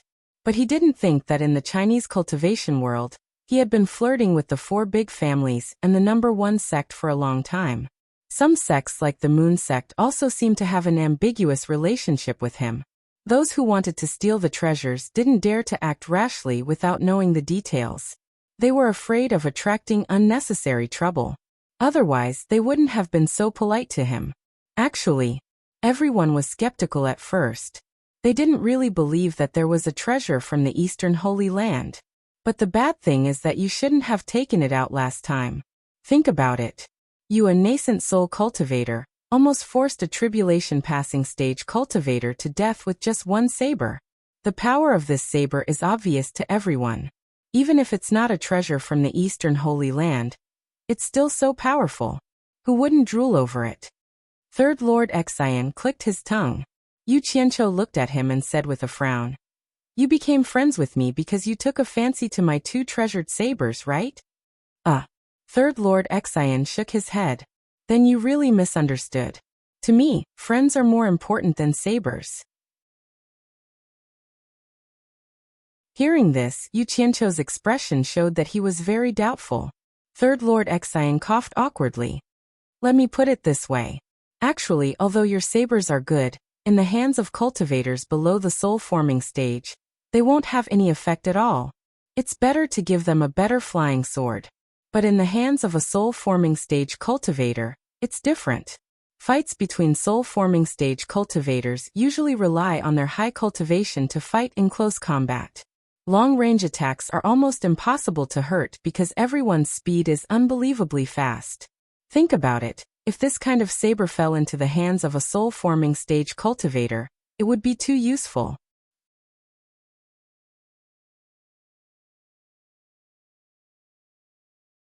Chapter 505. Yu Qianqiu agreed with this statement. He empathized with them. No matter how powerful the saber was, it was useless against those with high cultivation. If he couldn't catch up with them, he wouldn't be able to slash them. Otherwise, he could really kill them with one strike. It was indeed not as good as a flying sword. If it fell into the hands of a spirit-severing cultivator, he couldn't think of anything that could resist the sharpness of the black flame saber other than the nether iron. The key was that those ignorant spirit-severing cultivators didn't know that even if he gave it to them, it would instantly collapse into black flame once it was too far away from him. But not many people knew this secret except for his master, Nongzhu and Ziyi. The three of them knew that his flying sword and saber were condensed from black flame. As for the others, he didn't want to reveal this secret. Aren't your master, Lingfang Valley Master, and your elder brother also at spirit-severing stage? I have 2 sabers here, one for each of them. Yu Qianqiu pretended to ask casually. Third brother Xian scratched his head and smiled bitterly.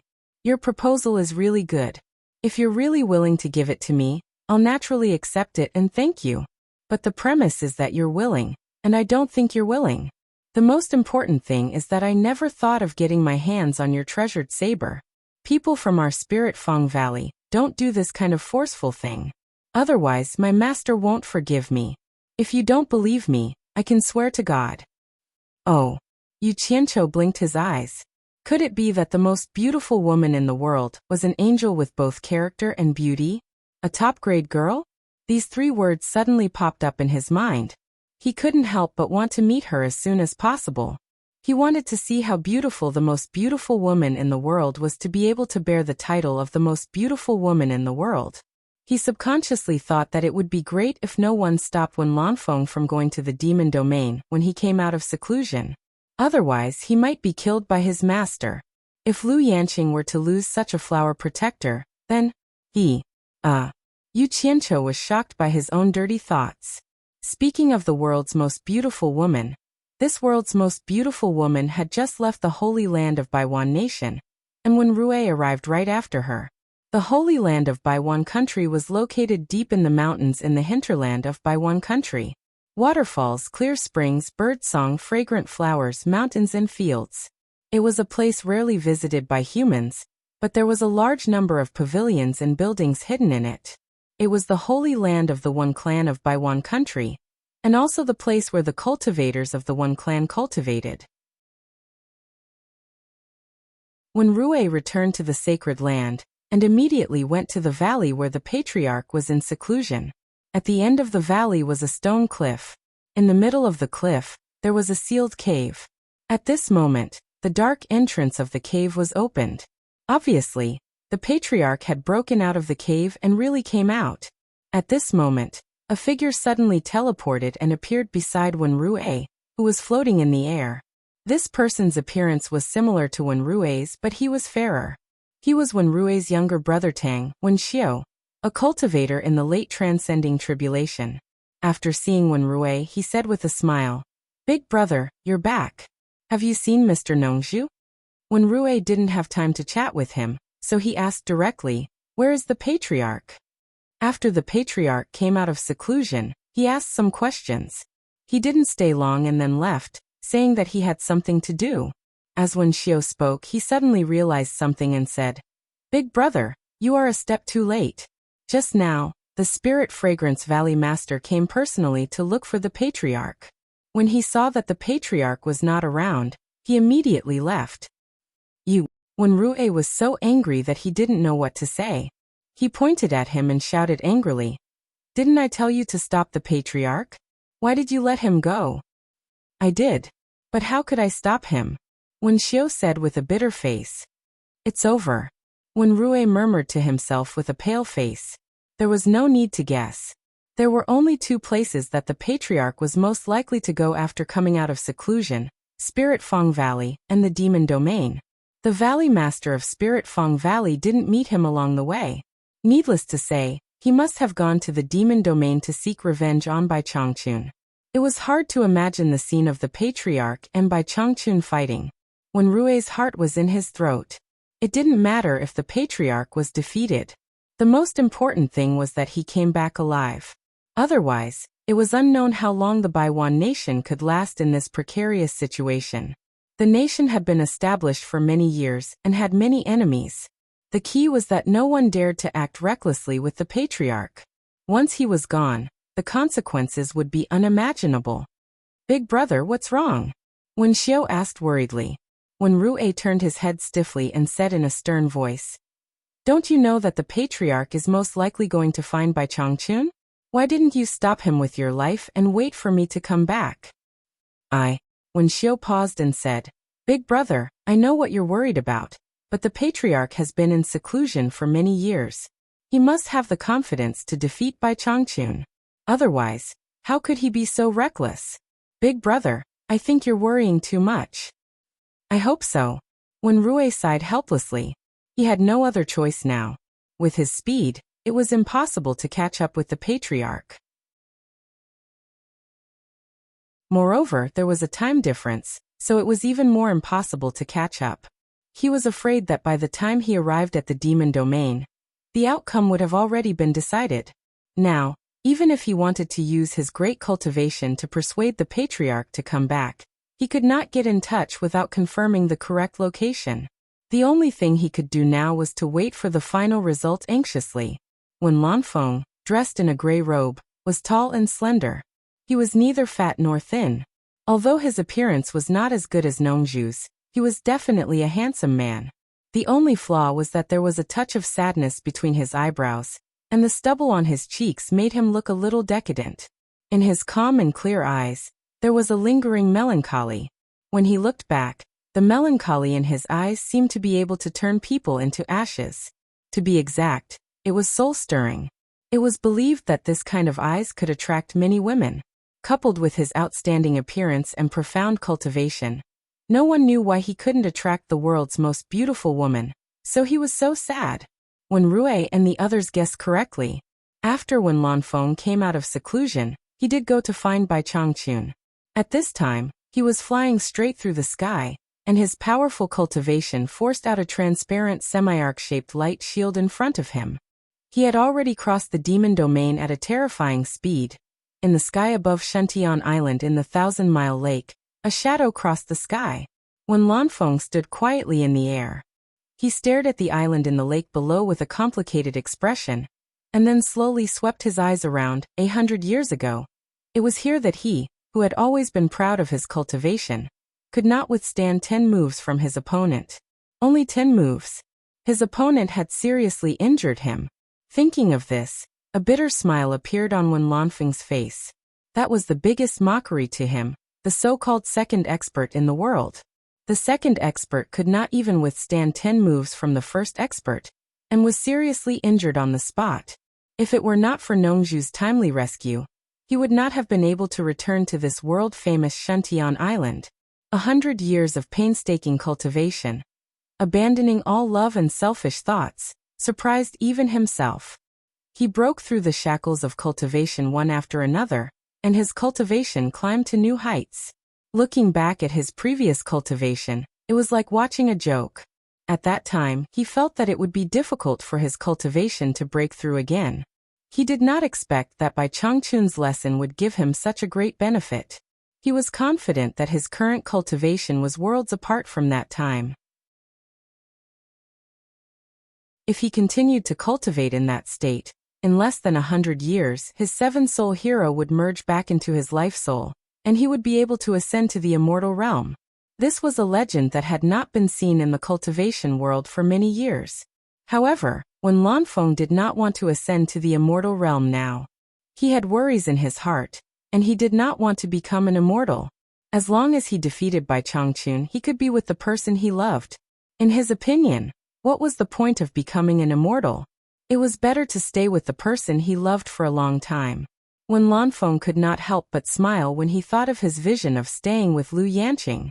Bai Changchun's life was coming to an end, and he had not been able to ascend to the immortal realm. He must have encountered a bottleneck in his cultivation. He had already broken through that bottleneck, and he only needed to merge his 7-soul hero and life soul before he could ascend. However, he was suppressing his desire to merge with Bai Changchun, which meant that Bai Changchun was no match for him. The position of the world's #1 expert should be replaced.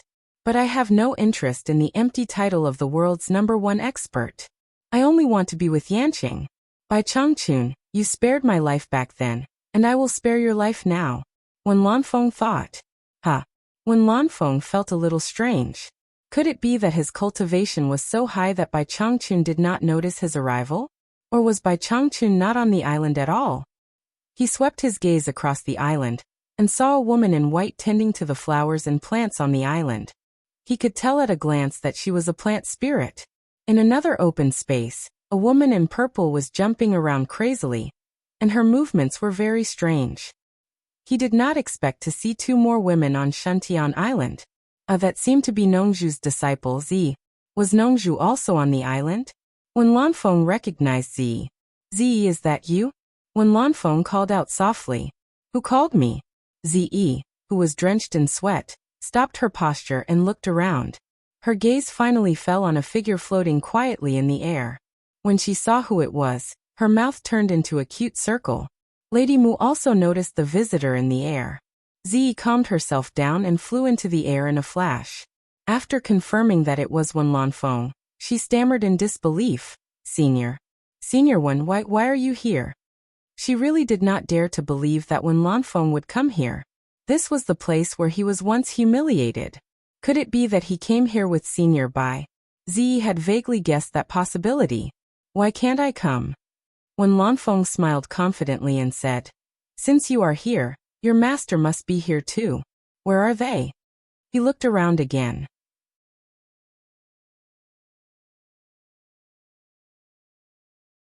Chapter 506. Seeing that Ziyi knew him, Miss Mu thought that Ziyi was also a friend of the punishment envoy, so she went back to her work. "My master left.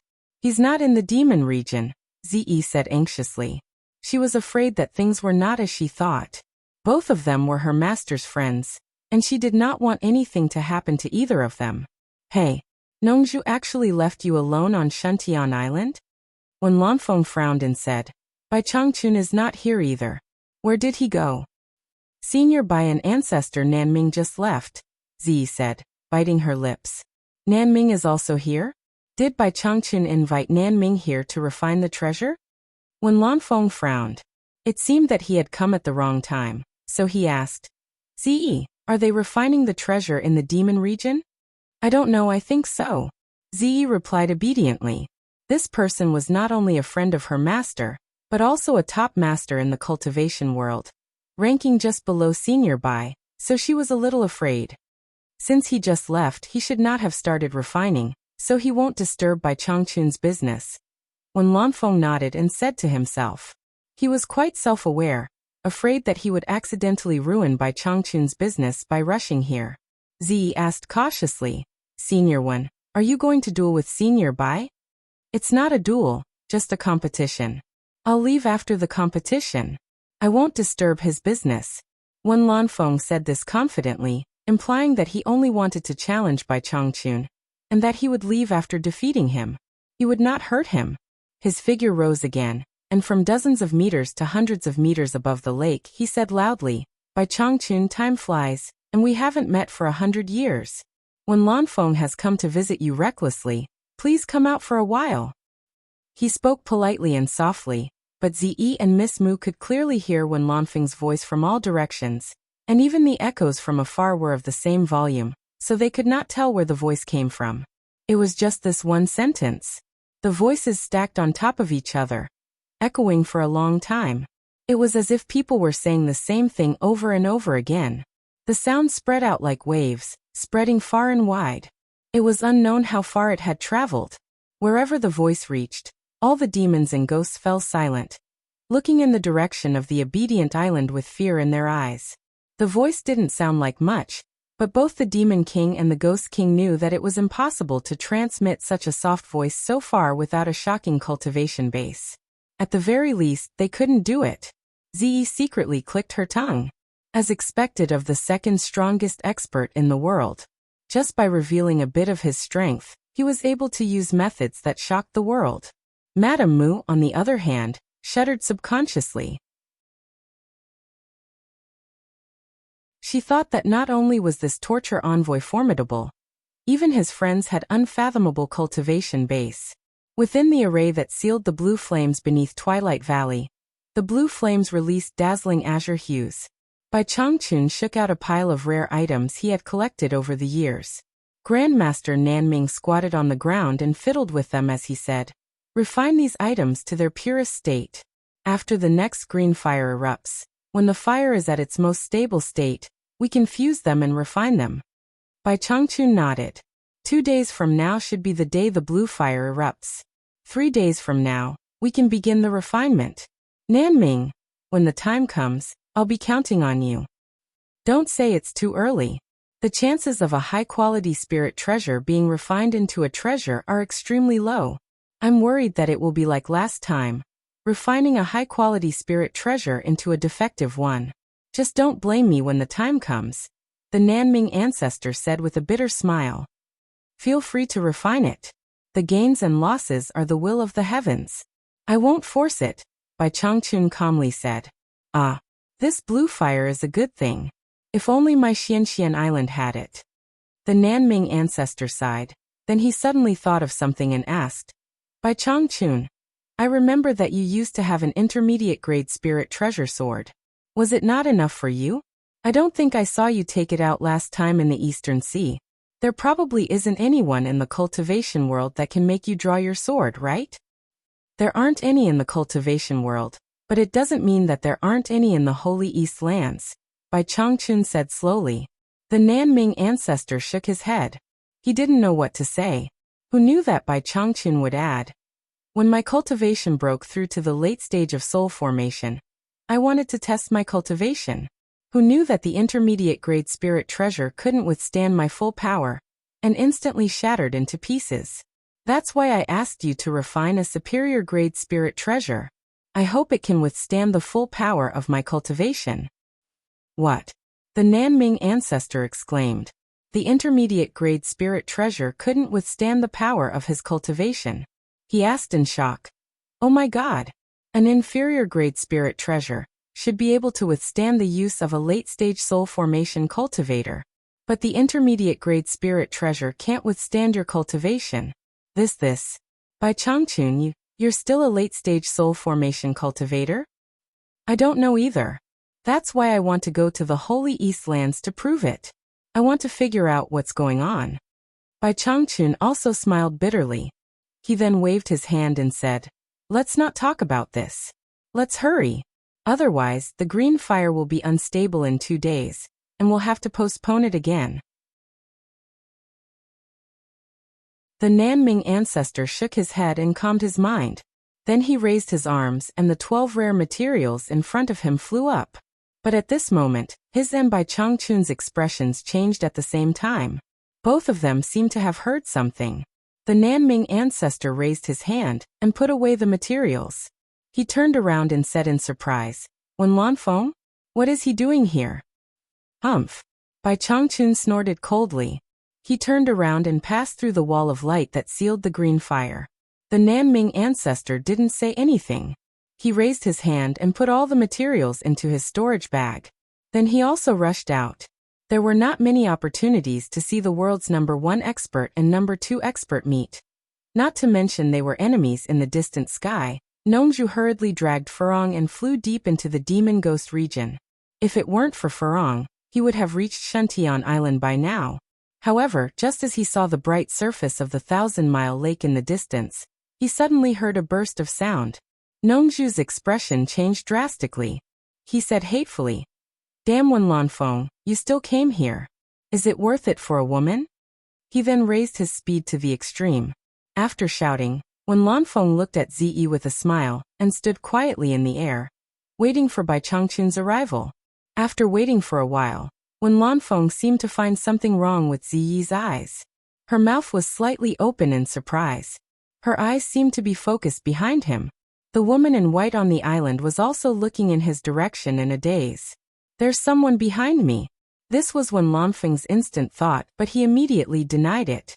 With his current cultivation, it was impossible for someone to be behind him without him noticing. But his intuition told him that someone was staring at him from behind.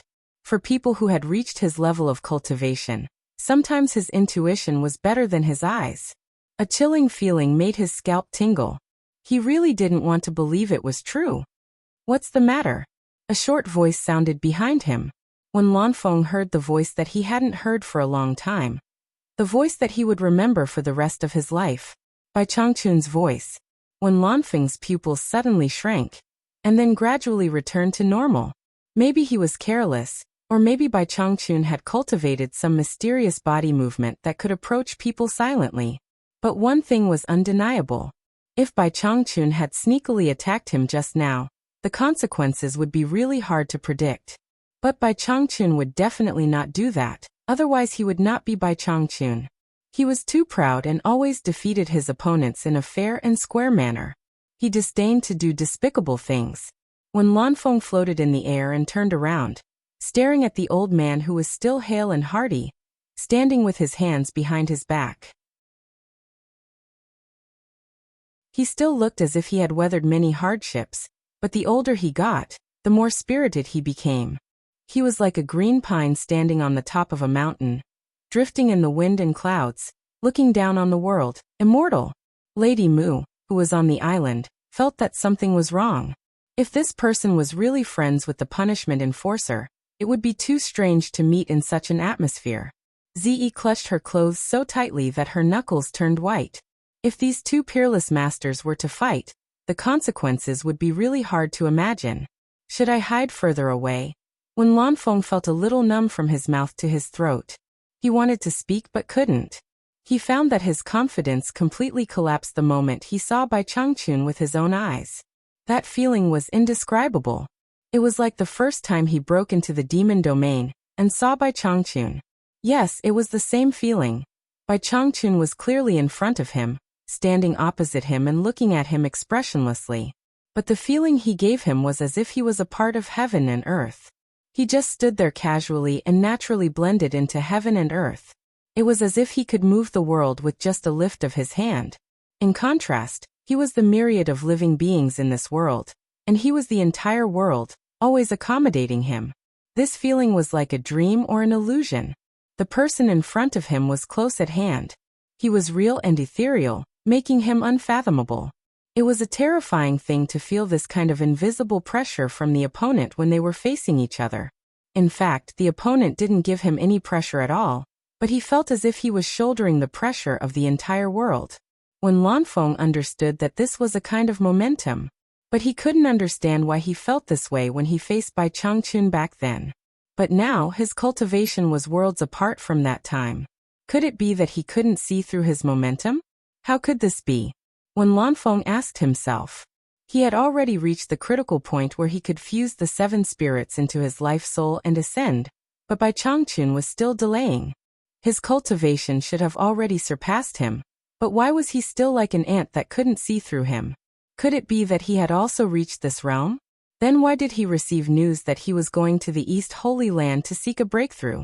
The fact that the Nanming ancestor came here to forge a weapon for him was a very good proof.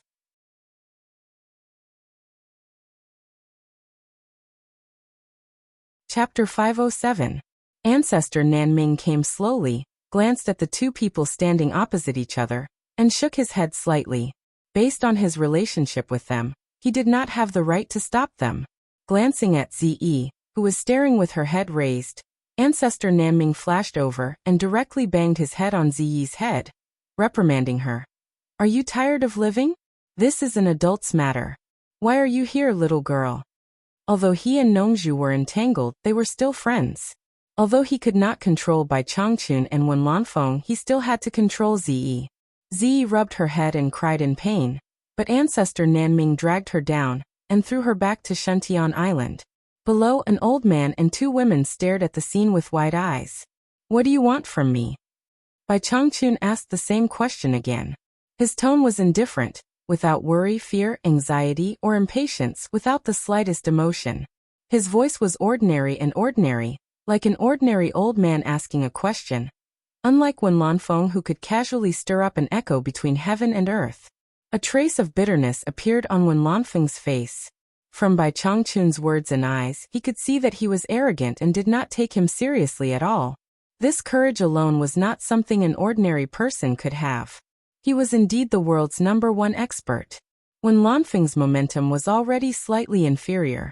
Bai Changchun, the battle that year made me reflect on the painful experience, and I cultivated in seclusion for 100 years. Today I come. Before Wen Lanfeng could finish, he heard someone shouting in the distance. Old Bai Wen Lanfeng, let's talk it out, let's talk it out. Nongzhu saw the two people confronting each other in midair from afar. Seeing that they had not started fighting, she hurriedly shouted. Oh my god. This trip didn't tire me to death, and I finally made it. Nongzhu inserted herself between the two people, and said in a somewhat dispirited manner.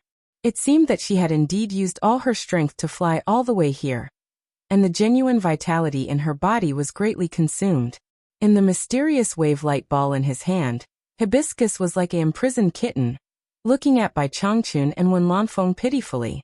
The unperturbed Bai Changchun and Wen Lanfeng both looked at the people he brought with him in surprise. They were puzzled. Why did this guy catch a woman?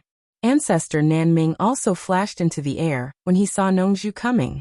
He glanced at Hibiscus and asked Nongzhu, Nongzhu, are you acting like a playboy again?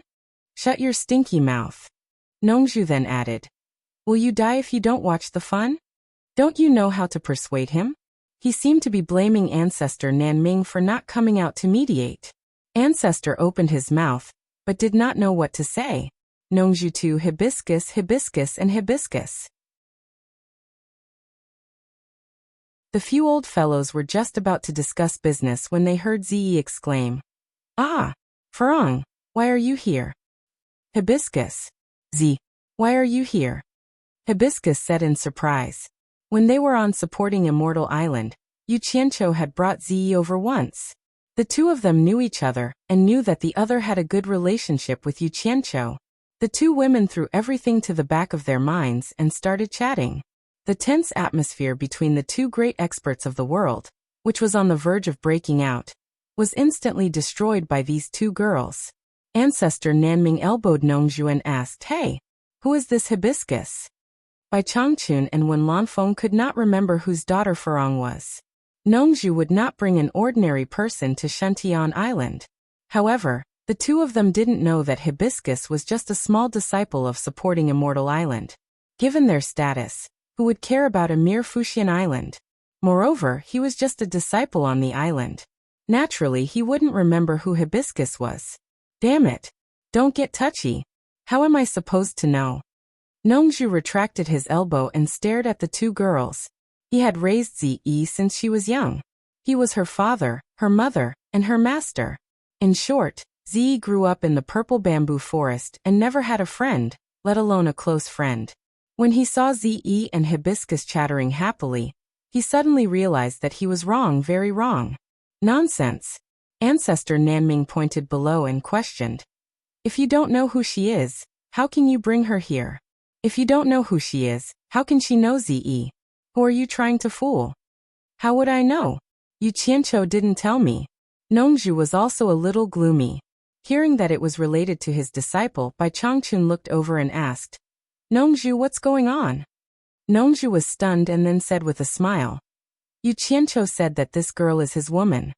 He said that it would be dangerous if she followed him, so he asked me to bring her here to avoid the danger. Bai Changchun and Ancestor Nanming were stunned at the same time. They stared at Hibiscus and sized her up. Wen Lanfeng's head was filled with bewilderment, but he was quite surprised. He thought to himself, who is Yu Qianqiu? How come I've never heard of him? He must be an extraordinary person to be able to make Nongzhu run errands, and make Bai Changchun and Ancestor Nanming lose their composure. He had been in closed-door training for 100 years, and Yu Qianqiu's previous life wasn't even born yet. How could he know who Yu Qianqiu was? It was enough for him to think about it slowly. Among the 4 people in the sky, 3 of them were the 4 great men of the cultivation world. They were only missing Lu Yanqing from Lingfang Valley. Ever since Zi and Yu Qianqiu toured the world of sensual pleasures, she was a little wild. Being trapped in Shuntian Island was boring, so she practiced the awkward animal play every day to kill time. Hibiscus's arrival made her a little too excited. Finally, she had a companion. Yu Qianqiu is too much. He brought you out to play, but he didn't bring me along. It's so dangerous outside. What's there to be afraid of? Danger is fun. If there's no danger, why would I go out with that guy? As Zi said this, Nongzhu's face immediately turned as black as the bottom of a pot. Ancestor Nan Ming, who was at the side, looked at her and laughed. He thought that this girl was really funny and could compete with her master. It's really dangerous. It's not fun. Last time, Yu Qianqiu was beaten to the point of vomiting blood. I was scared to death. Yu Qianqiu was beaten to the point of vomiting blood? It can't be. That guy is very bad. Who can injure him? Is he okay? As soon as these two sentences were spoken, a somewhat oppressive aura filled the air. The breeze blowing around them instantly stopped. As the two girls spoke, they also felt that something was wrong.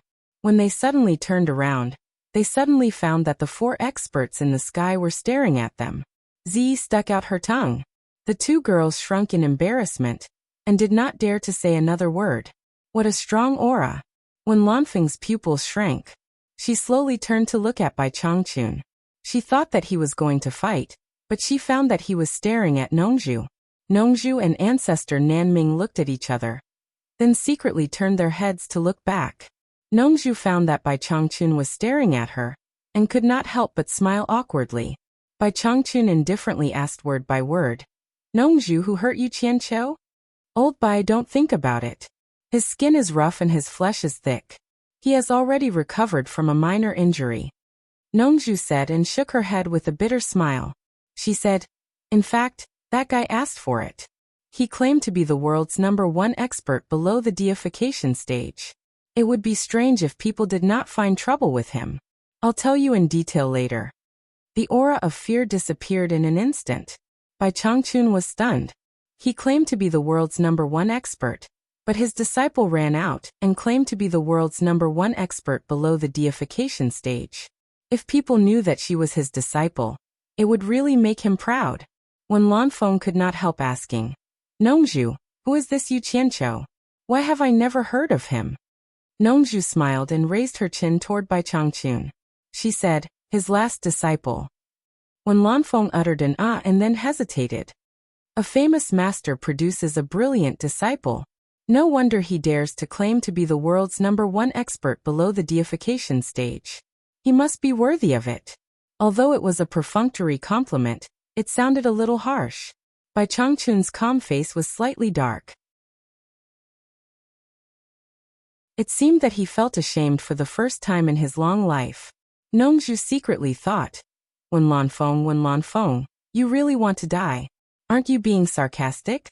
Sure enough, after Bai Changchun's face calmed down, he stared at Wen Lanfeng indifferently and said, "From what you said before, do you mean that after 100 years of closed-door training, your cultivation has greatly improved and you came here to wash away your shame?" Who was Wen Lanfeng? He was not a coward who was afraid to fight. He was provoked by Bai Changchun's words on the spot, and his previous worries were immediately thrown out of the window. This was the true arrogance of a top expert. He would never retreat in the face of a battle and would only concentrate on one thing: to defeat his opponent. Life or death, victory or defeat. These were things to be considered after the battle. When Lanfeng laughed heartily and replied in a sonorous voice, "The battle 100 years ago. When Lanfeng will never forget it. The 100 years of closed-door training is just to be qualified to meet the punishment master of the demon ghost region again. Today, I would like to experience the demeanor of the world's #1 expert again." The last sentence was particularly impassioned. "Don't get excited, don't get excited." Nongzhu waved her hand anxiously between the two. However, both of them had entered a state of high spirits and simply ignored Nongzhu. When Lanfeng's whole body erupted with a strong fighting spirit. His grayish-white robe suddenly fluttered despite the absence of wind, stirring the surrounding airflow to gradually solidify and appear like blades. Ancestor Nanming quickly released a transparent protective upstanding chi, but unexpectedly, he still felt a little overwhelmed. The wind blades constantly made ear-piercing sounds on the upstanding chi, and the entire protective upstanding chi could be destroyed by the wind blades at any time. This was the turbulence caused by the light chi ji before they started fighting. What would happen if they started fighting? Ancestor Nanming's eyes were full of horror. Wen Lanfeng was indeed worthy of his reputation as the world's second expert, but he did not expect him to be so powerful. It was far beyond his understanding of experts in the late stage of the incarnation realm. Without another word, Ancestor Nanming retreated in the face of difficulties. This was not a place where he could stay with his cultivation, so he quickly flashed back to the island. Nongzhu also had a protective upstanding qi, but her cultivation was obviously higher than Ancestor Nanming's. She shouted, "You two lunatics! There is no deep hatred between you two. Will you only be satisfied when you fight to the death? Get out of the way!" When Lanfeng shouted, his qi-ji locked onto Nongzhu, and the dancing wind blades immediately swept over, cutting Nongzhu's protective upstanding qi to the point that it almost collapsed. Nongzhu immediately felt that she could not take it anymore, and she shouted, "You two lunatics, just die. You're making me worry less." As soon as she finished speaking, she quickly fled and was forced to leave. Bai Changchun, who was opposite Wen Lanfeng, was very quiet. His expression was indifferent, so quiet that it was a little ridiculous. He did not make as much noise as Wen Lanfeng. His clothes, beard, and hair did not even move in the chaotic wind. Wen Lanfeng's eyes were bright as he stared at Bai Changchun. The wind blades crazily swept towards Bai Changchun, but when they were 2 meters away from his body, the wind blades silently and inexplicably collapsed and disappeared. They had no effect on Bai Changchun. The few people on the island stared at him, and Lady Mu bit her lip. She already knew what was going to happen. She did not expect that she would have the opportunity to see the torture envoy, who was famous in the demon domain, in action. She did not know who the other person was, but he actually dared to challenge the torture envoy. It seems that you've really made a lot of progress in the past 100 years of hard cultivation. You can't be compared to the past. No wonder you have the confidence to come to me. Bai Changchun said lightly. I also feel that I've made a lot of progress. When Lanfeng nodded and asked, "How do I compare to you?" "I don't know my own cultivation level, and I've been looking forward to someone who can help me understand myself. After seeing you." Bai Changchun shook his head slightly and said, "What a pity. The person who can help me understand is not you. You don't even know what level your cultivation has reached." When Lanfeng laughed and said, "I understand now. You mean that I'm still not your opponent?" Bai Changchun said, "It doesn't matter whether you're my opponent or not. The most important thing is that you must remember one thing." "What thing?" When Lanfeng asked. "Cultivators above the soul formation stage who trespasses the demon domain will die," Bai Changchun said lightly. "Haha." When Lanfeng laughed and waved his hand. A cold light flashed out of his storage bag, and a wide long sword appeared in front of him. The blade was as wide as a palm, and there was a flowing mercury-like luster on its surface. When Lanfeng gently grabbed the hilt and said, "My giant silver sword failed to force your sword out, and it has been sealed until now. If you can force my sword out, I'll spare your life," Bai Changchun said quietly. "Haha." When Lanfeng laughed wildly and said, "Bai Changchun, you're too conceited. Today, unless you're an immortal from the upper realm, I'll make you understand the bottom line of your cultivation level." As soon as he finished speaking, he suddenly disappeared. When he reappeared, there were thousands of Wen Lanfeng and thousands of giant silver swords in the air, standing above Bai Changchun's head. It was impossible to tell which one was real, and which one was fake. The surrounding airflow was dead silent. On Obedient Island, Nongzhu, an elder ancestor of Nanming, looked at each other. The two women were stunned. They had seen people who could create many phantoms, but at this time, the thousands of Wen Lanfeng in the air were motionless as if they were real bodies. They moved. One of the thousands of Wen Lanfeng moved, and with a dazzling silver light, it drew a gorgeous and charming arc. From top to bottom, the sword came from the west, fast as lightning, and slashed toward Bai Changchun's head. Just as the sword was about to touch Bai Changchun, a third hand seemed to grow out of Bai Changchun's body, and his fingers were like picking flowers.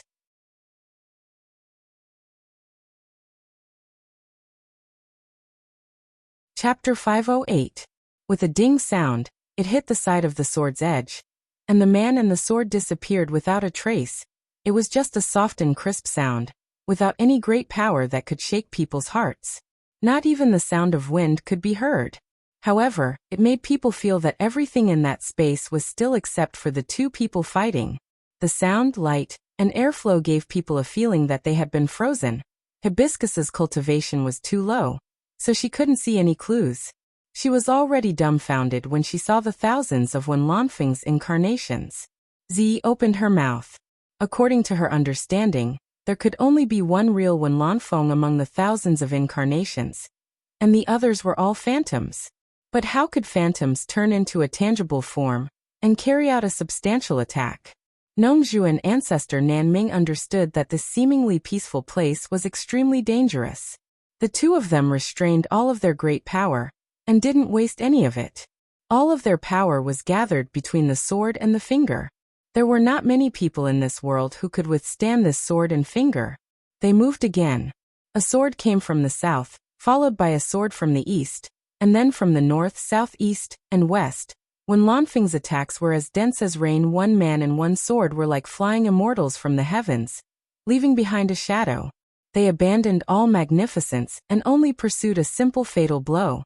One man and one sword, only one sword, without any extra movements. One man and one sword's fatal blow was simple and unadorned. But when thousands of people and one sword's fatal blows fused together, it formed the most gorgeous visual shock. Thousands of Wen Lanfeng, thousands of huge silver swords, and thousands of silver electric shadows interweaved in the air to form a huge, gorgeous silver lotus in full bloom. Thousands of attacks, in the end, all focused on the flower's stem, and Bai Changchun was the white lotus stem that suffered the storm-like attacks. What a beautiful, blooming white lotus. Hibiscus was stunned. She never thought that cultivators could fight in this way. Ziyi was stunned. It was too spectacular. This was the fight between the world's #1 expert and the world's #2 expert. Lady Mu was afraid that the torturer couldn't withstand such an attack. Nongzhu and ancestor Nanming stared at their every move without blinking their eyes. Bai Changchun's expression was calm. With his hands behind his back, he remained motionless like a mountain, withstanding the thousands of attacks in the sky.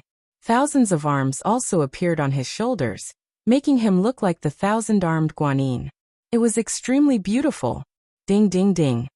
A series of rapid and crisp sounds rang out. Every finger would hit its target, and every single one of them was able to thwart the sharpness of the giant silver sword. With a flick of his finger, Wen Lanfeng's body and sword unity collapsed. In the blink of an eye, the silver lotus gradually dissipated in the air. It was a magnificent opening, but a depressing curtain call.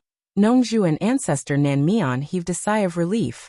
If Wen Lanfeng's 1,000 swords unite was used on them, they would not be able to withstand 100 swords if they did not escape, let alone 1,000 swords. It seemed that only a person with an abnormally high cultivation like Bai Changchun could remain still like a mountain and deal with it with ease. Moreover, he didn't even draw his weapon and merely flicked his finger lightly to break Wen Lanfeng's 1,000 swords as one. His finger avoided the sharpness and flicked the side of the sword tip. It would be fine if it was just one or two, but it happened that thousands of swords burst out almost at the same time. There was probably no one in the world who could compare to him in terms of eyesight. Although the two were relieved, they knew that this was just the beginning of the warm-up, and the real fight was yet to come. Bai Changchun is indeed Bai Changchun. I can't believe that my 1,000 swords unite couldn't even force you to move a step. Wen Lanfeng's sigh sounded around, but only his voice could be heard. I don't have time to chat with you. If you don't make a move, I will. Bai Changchun said calmly. Good. Then come on. Let me experience the power of the world's #1 master again. Wen Lanfeng's voice was still heard, but no one else could be seen. You overestimate yourself. Bai Changchun snorted coldly. His figure flickered, and he also disappeared. The few people on the island looked around but found nothing. Suddenly, a series of rapid bangs sounded high up in the sky. They quickly looked up, and when the last bang sounded, they saw Bai Changchun and Wen Lanfeng appear above at the same time. The two had obviously fought several times in a race of speed. Otherwise, there would have been no sound for no reason. The two were so fast that the people below couldn't see them clearly. Ah! Puff! A muffled groan sounded in the air. Wen Lanfeng's figure seemed to have suffered a heavy blow. He fell like a meteor and quickly fell to the surface of the 1,000-mile lake. Nongzhu and ancestor Nanming exchanged a surprised look. They could see that Wen Lanfeng was injured, but they didn't know what Bai Changchun had done to him. Whoosh! Bai Changchun's figure appeared intermittently from high up in the sky. This was not teleportation, but a pure speed pursuit. He chased after Wen Lanfeng. At their level of cultivation, it was impossible to cause effective damage to their opponents from afar. They needed to hit them head-on. Nongzhu and ancestor Nanming's hearts were in their throats. Although Bai Changchun had injured Wen Lanfeng, he obviously didn't want to let Wen Lanfeng go and was chasing him. Sword without an arrow.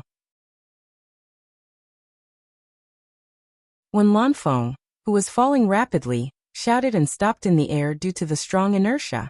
The strong wind brought by his fall pressed a huge arc of deep whirlpool on the surface of the lake that was only a few dozen meters away from him. As the deep whirlpool bounced up, Wen Lanfeng, who had stopped, also bounced up and roared into the sky. The sword in his hand produced a giant sword aura that was more than 20 meters long. It stirred up huge chaotic sword shadows, like messy transparent thorns shooting through the air, madly stabbing at Bai Changchun who was chasing after him. The two powerhouses brazenly confronted each other head-on. However, Bai Changchun seemed to have fallen into a pile of crystal-clear thorns. Clang, clang, clang. The fight directly entered a white-hot stage. This was the last scene that the women in purple clothes saw clearly. Then the figures of the two peerless powerhouses became blurred again. With the cultivation of the three women, they could no longer see clearly. They could only see the messy and terrifying sword aura sweeping everywhere. Bang bang. The sound of banging was endless. Nongzhu and ancestor Nanming's eyes almost narrowed into slits. They stared at the two people fighting with sparkling eyes. They knew that Bai Changchun did not want to destroy his territory, so he deliberately suppressed his destructive aura. Wen Lanfeng was not here to cause trouble. At the same time, in order not to show weakness, he also suppressed his destructive aura. Otherwise, with such a crazy fight between the two people, the power emitted was earth-shattering, and the shocking and terrifying shockwave alone could completely destroy Obedient Island. They could not just stand on the island and watch the show as if nothing had happened. TSK. Wen Lanfeng's cultivation has really improved by leaps and bounds. In the past, it would be impossible for him to fight against old Bai so valiantly. How strong! Nongzhu exclaimed.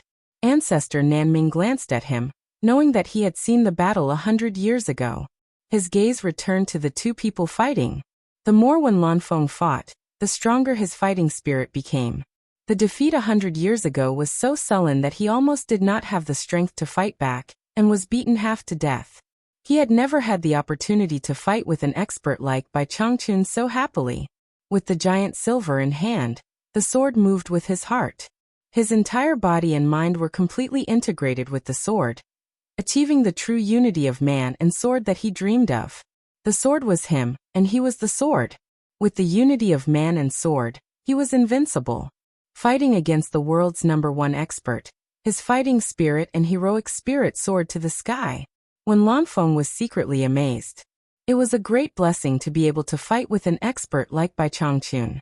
It directly stimulated his potential. The shackles between man and sword were broken in an instant. The sword in his hand burst forth with infinite possibilities at will. I don't believe I can't force you to use your sword. Wen Lanfeng's fighting spirit soared. He exerted force again, and trapped Bai Changchun in a net of sword gang. The two fighting figures became more and more blurred, and even the huge sword gang was flickering. The sky and the earth were suddenly, up and down, left and right, and loud noises were constantly heard. Hiss! Ancestor Nanming felt a toothache, and his eyes were almost blurred. He gasped and rubbed his face with both hands. He said excitedly, "This trip is not in vain, not in vain. Wen Lanfeng is really amazing. He can actually fight with Bai Changchun to this extent." Nongzhu rubbed her blurred eyes and said suspiciously, "Why do I feel that something is wrong?" She then turned around and asked, "Nanming, if I remember correctly, the giant silver in Wen Lanfeng's hand should be a middle-grade spiritual treasure. Do you think a middle-grade spiritual treasure sword can trap Bai Changchun?" He and Bai Changchun were good friends. He knew that Bai Changchun once had a middle-grade spiritual treasure sword, but it collapsed because it could not withstand his strong cultivation. In other words, a middle-grade spiritual treasure could not withstand Bai Changchun's power at all. But how could he be trapped by a middle-grade spiritual treasure sword? Ancestor Nanming was slightly stunned. He happened to hear Bai Changchun mention this before. Now that he thought about it, it was indeed not right. He said in a muffled voice, maybe when Lanfeng's cultivation is profound, and he can exert the power of the giant silver sword to a higher level? Nongzhu shook her head slightly, feeling that this explanation was still a bit unreliable. From the fight just now, when Lanfeng was injured by Bai Changchun, it could be seen that the former was obviously not a match for the latter, and the gap was not just a little bit. It was a bit of a joke to think that such a gap could trap the opponent with just the sword gang. Nongzhu murmured, holding her chin. What is old Bai doing? Is he deliberately letting him win? It was not that he was letting Wen Lanfeng win, but Bai Changchun was getting more and more excited as the fight went on. He did not want to defeat Wen Lanfeng so quickly. He had fought countless times in the cultivation world, and he had seen all kinds of opponents. However, just now he suddenly found that Wen Lanfeng seemed to have understood something. Facing the sword moves that he was barely supporting, Wen Lanfeng suddenly became at ease. This fellow actually broke through another shackle in this life and death struggle, and he immediately integrated it seamlessly. Bai Changchun secretly marveled that this guy was really a rare genius in the world. No wonder his cultivation could advance by leaps and bounds in just 100 years of closed-door training. What a pity! If he was not so infatuated, his achievements in the future would be limitless.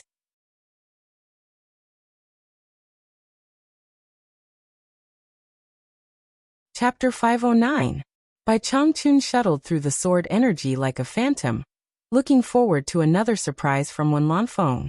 However, after a long while, Wen Lanfeng only pressed harder and harder. The surprise he expected did not appear again. Bai Changchun sighed inwardly. It had been a long time since he met an opponent who could satisfy him. It seemed that his expectations were a little too high. With his disappointment, Wen Lanfeng suddenly felt that he could not bear it. Wen Lanfeng sadly realized that he had overestimated himself. Bai Changchun kept dodging not because he was forced to the point that he had no time to make a move, but because he had not made a move all along. It seemed that he was waiting for Wen Lanfeng to unleash his greatest potential. Perhaps he saw that Wen Lanfeng was only this good, so he lost interest in dawdling and began to counterattack. Bai Changchun's hands, which were originally behind his back, stretched out one of them and drew an ethereal and unfathomable shadow. Clang! Clang!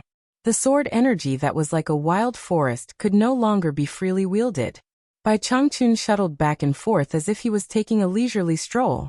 From time to time, his two fingers would point at the smooth side of the sword energy that swept past, making a series of clanging sounds. When Lanfeng suddenly felt his arms go numb, the sword energy that he wielded seemed to have encountered a heavy resistance, and its speed gradually slowed down. The two people, who were originally so fast that they were like blurry shadows, gradually revealed their true bodies in the air. Even the women in purple could see their every move. Oh no! Nongzhu and Ancestor Nanming exclaimed in unison. They could finally be sure that Bai Changchun had been holding back just now. Once he made a move, Wen Lanfeng would not be able to resist.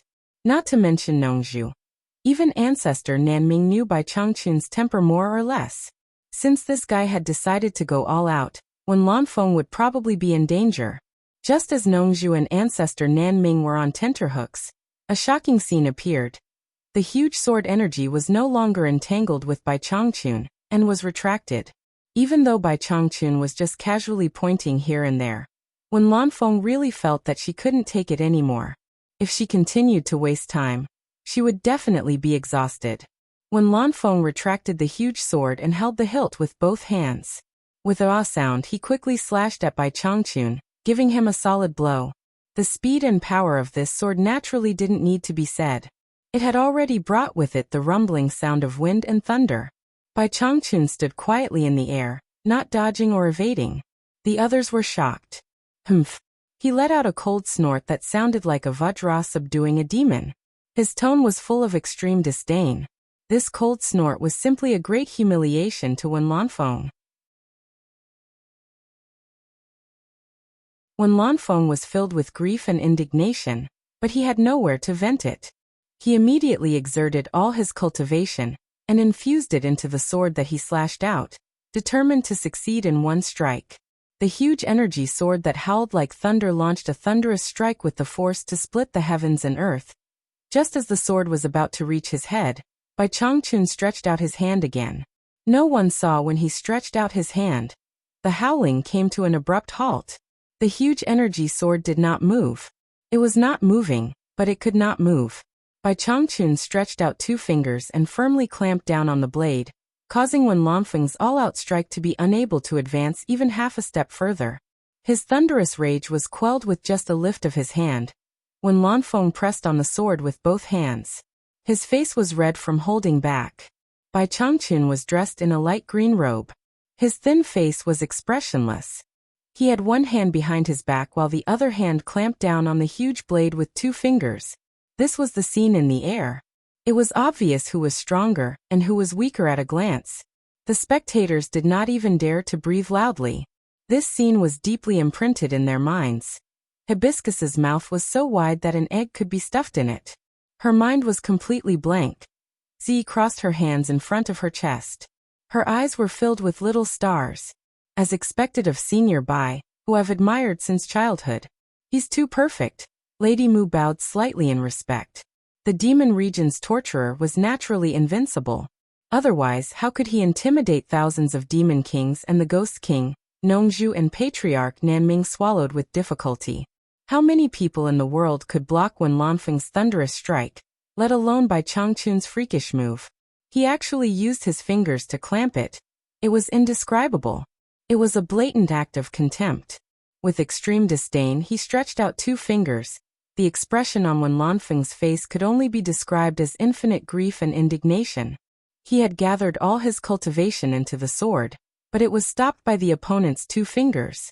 The previous fight was like a cat toying with a mouse. This was 100 times worse than the humiliation he had suffered 100 years ago. He had come confidently as soon as he came out of seclusion. It turned out that it was just a self-made joke, the biggest joke in the world. Do you still think you're qualified for me to use my sword now? Bai Changchun asked indifferently with the sword in one hand. I've lost. When Lanfeng spat out those 3 words with difficulty. Didn't you want to test the bottom line of my cultivation? Why did you admit defeat so quickly? Bai Changchun continued to ask mercilessly. Do you remember what I said? What? When Lanfeng asked blankly. Cultivators above the soul formation stage who trespasses into the demon region must die. Bai Changchun reminded in a cold tone. When Lanfeng's pupils shrank. Nongzhu was shocked and said, Old Bai, don't be impulsive. Let's talk. However, how could the current Bai Changchun listen to advice? Humph. Another cold snort that sounded like Vajra subduing demons rang out.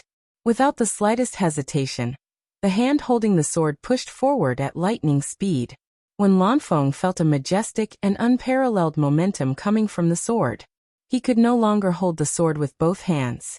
Bang! The sword hilt hit his abdomen, and the fierce chi went straight to his limbs and bones. Puff! He could not hold back a mouthful of blood. Old Bai, stop! Nongzhu shouted wildly.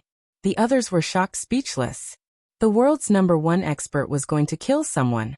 Bai Changchun twisted the 2 fingers that held the sword. The giant silver sword that had escaped from Wen Lanfeng's hand returned to its original shape. It flipped in the air and bounced in the direction of Shuntian Island. Whoosh! Bai Changchun was still in his original position in the air, but another Bai Changchun suddenly appeared in front of Wen Lanfeng. Wen Lanfeng was shocked. Teleportation was useless when he was locked on by such an expert's chi. He quickly covered his body with protective vigor energy.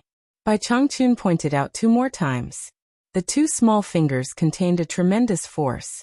With a bang, Wen Lanfeng's protective astral energy was shattered. He was sent flying and with a pu sound, he spat out another mouthful of blood. Wen Lanfeng had just flown back a dozen meters when Bai Changchun, who had been chasing him all the way, arrived in front of him again. There was already a third Bai Changchun in the air. When Lanfeng struggled on his deathbed, he concentrated all his cultivation into a palm strike. At this time, when Lanfeng was already seriously injured and no longer had the ability to control the residual power of his battle. With this palm strike, the wild momentum rushed out like a stormy sea. "Oh no!" Ancestor Nanming exclaimed. A golden light flashed out of the storage bag and quickly spread into the sky. The entire obedient island was enshrouded in a golden net. The surging shockwave was blocked by this fine golden net. Shuntian Island was safe and sound. However, the waves on this side of the 1,000-mile lake rose and fell. How could Bai Changchun care about Wen Lanfeng's palm strike? He clenched his fingers into a fist and brazenly punched Wen Lanfeng's palm. Wen Lanfeng spat out another mouthful of blood. His face was pale and he was sent flying again. The fourth Bai Changchun appeared like the god of death. The three phantoms behind him had not dissipated. One could imagine how fast he was. Then he clenched his fist into a palm and slapped Wen Lanfeng's chest. Wen Lanfeng smiled bitterly. After suffering 3 consecutive lightning strikes from the sword hilt, a finger and a fist, his body was extremely weak. Especially the last punch, which had scattered the vital essence in his body. He had no ability to resist and could only wait for death. In fact, in this world, how many people could withstand Bai Changchun's 3 lightning strikes? Only Wen Lanfeng, with his profound cultivation, could withstand it. If it were anyone else, they would have been dead. Wen Lanfeng's bitter smile hid a trace of relief. It was not an injustice to die in the hands of the world's #1 expert. When he saw Bai Changchun's cold and handsome face approaching, he recalled the woman with unparalleled beauty in Spirit Fong Valley. "Will you occasionally think of me after I die? Farewell, my most beloved woman.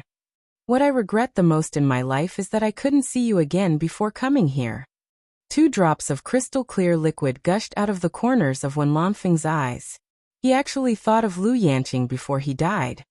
"Nanming, I'll **CK your ancestors." Nongzhu climbed the golden net and howled at the sky. His hands that were holding the net were already bloody. He had already prepared to teleport in front of Wen Lanfeng at the critical moment.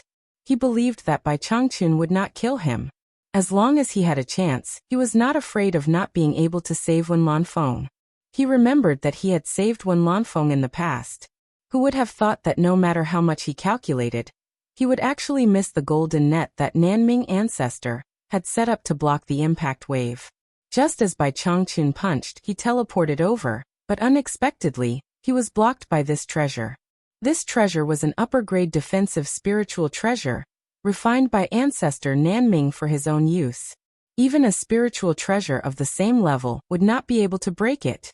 Nongzhu wanted to tear it apart with his bare hands. With his cultivation, it was simply a dream. "Master!" Ziyi exclaimed. She had never seen her master so sad before. Farang and Lady Mu were even more confused. Ancestor Nanming was completely dumbfounded. He naturally knew what Nongzhu wanted to do, but he had ruined it. A series of events happened in an instant. Everything was unpredictable. "Ah!" Nongzhu helplessly howled while climbing the golden net. Now no one could stop Bai Changchun. No one could stop him. No, there was one more person. Maybe he could in a flash. The 3 words, Yu Qianqiu, suddenly appeared in his mind. Bai Changchun's precious disciple. This was his last hope. No matter what, he had to try. Nongzhu impatiently shouted, "Yu Qianqiu, stop. For Yu Qianqiu, old Bai, for Yu Qianqiu, you can't kill him. Stop, stop." It had to be said that this sentence really stopped Bai Changchun from slapping down. At the last critical moment, the 3 words Yu Qianqiu made Bai Changchun's hand pause, and the following words made him completely stop. Although it was said to be slow, it actually happened very quickly. Everything happened almost in an instant. The 3 shadows behind Bai Changchun gradually disappeared. He stopped his hand and stood quietly in the air, letting Wen Lanfeng fall into the 1,000-mile lake. Bai Changchun coldly glanced at Nongzhu, who was crawling on the golden net like a crab, as if asking what he meant. Before Wen Lanfeng fell into the lake, he opened his eyes, which were full of disbelief. He also heard Nongzhu's words. He didn't expect that the name, Yu could save him from death.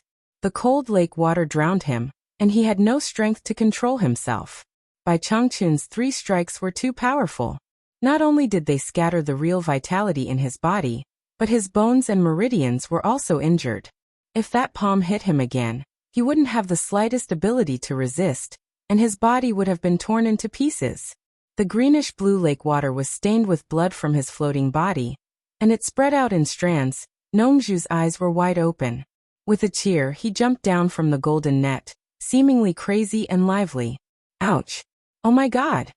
Ancestor Nanming sighed helplessly, and finally felt relieved. Who knew that this sound would attract trouble? Bastard! Nongju roared angrily. She jumped over and grabbed his collar, punching and kicking him hard. Ancestor Nanming cried out in pain, but he didn't dare to fight back. After all, he was the one in the wrong. Son of AB*TCH, have you had enough? Ancestor Nanming roared and pushed him away. Damn it! Aren't you going to retract your stupid net? Do you want Wen Lanfeng to drown instead of being beaten to death? Nongju roared. Ancestor Nanming's anger was instantly extinguished. Why are you still in a daze? I'll beat you to death, you bastard. Nongju rushed over and beat him up again. The girls were all dumbfounded. They didn't expect that a soul formation expert was also human. No, he had such a human side. I was wrong. Stop hitting me, let me retract the net. Ancestor Nanming crawled out from under Nongju's punches and kicks, his face covered with bloody fingerprints from when Nongju pulled the golden net. Ancestor Nanming cast a spell, and the golden net returned to the sky above Obedient Island with a whoosh. It shrunk into a ball, turned into a golden light, and shot into his storage bag. Nongju didn't have time to argue with him. In an instant, she appeared below Bai Changchun, looked up and smiled foolishly at him. Then he leaped to the lake surface and grabbed Wen Lanfeng, who was smiling foolishly at him. Seeing this, he raised his hand and gave Wen Lanfeng 2 big slaps. Then he picked him up and quickly flew to Obedient Island. As soon as he put him down, the others also came over. It's good that you're not dead, or I'll feel guilty for the rest of my life, Ancestor Nanming said with relief. He pressed his palm gently on Wen Lanfeng's chest to check his injuries. After a moment of silence, he exhaled and said, Your true vitality has dissipated, and your meridians and bones are all injured. Fortunately, you have a good foundation.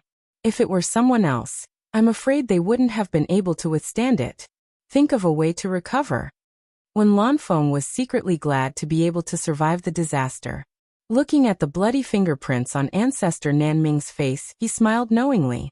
As a result, Nongju grabbed him again and gave him 2 more big slaps, scolding, smiling foolishly? What are you smiling for? You're happy that I didn't beat you to death, aren't you? You're not F*King dead, but I have to clean up your mess. Damn it. If I knew this earlier, I would have let you die freely. You're tuning in to the Li Mei's Wuxia Whispers YouTube channel. We're so grateful for your support, and don't forget to subscribe to join us on this incredible journey through captivating stories. Your generosity through donations truly makes a world of difference, as it's the primary source of revenue that allows me to expand and enhance this channel for you. Thank you from the bottom of my heart for being a part of this adventure.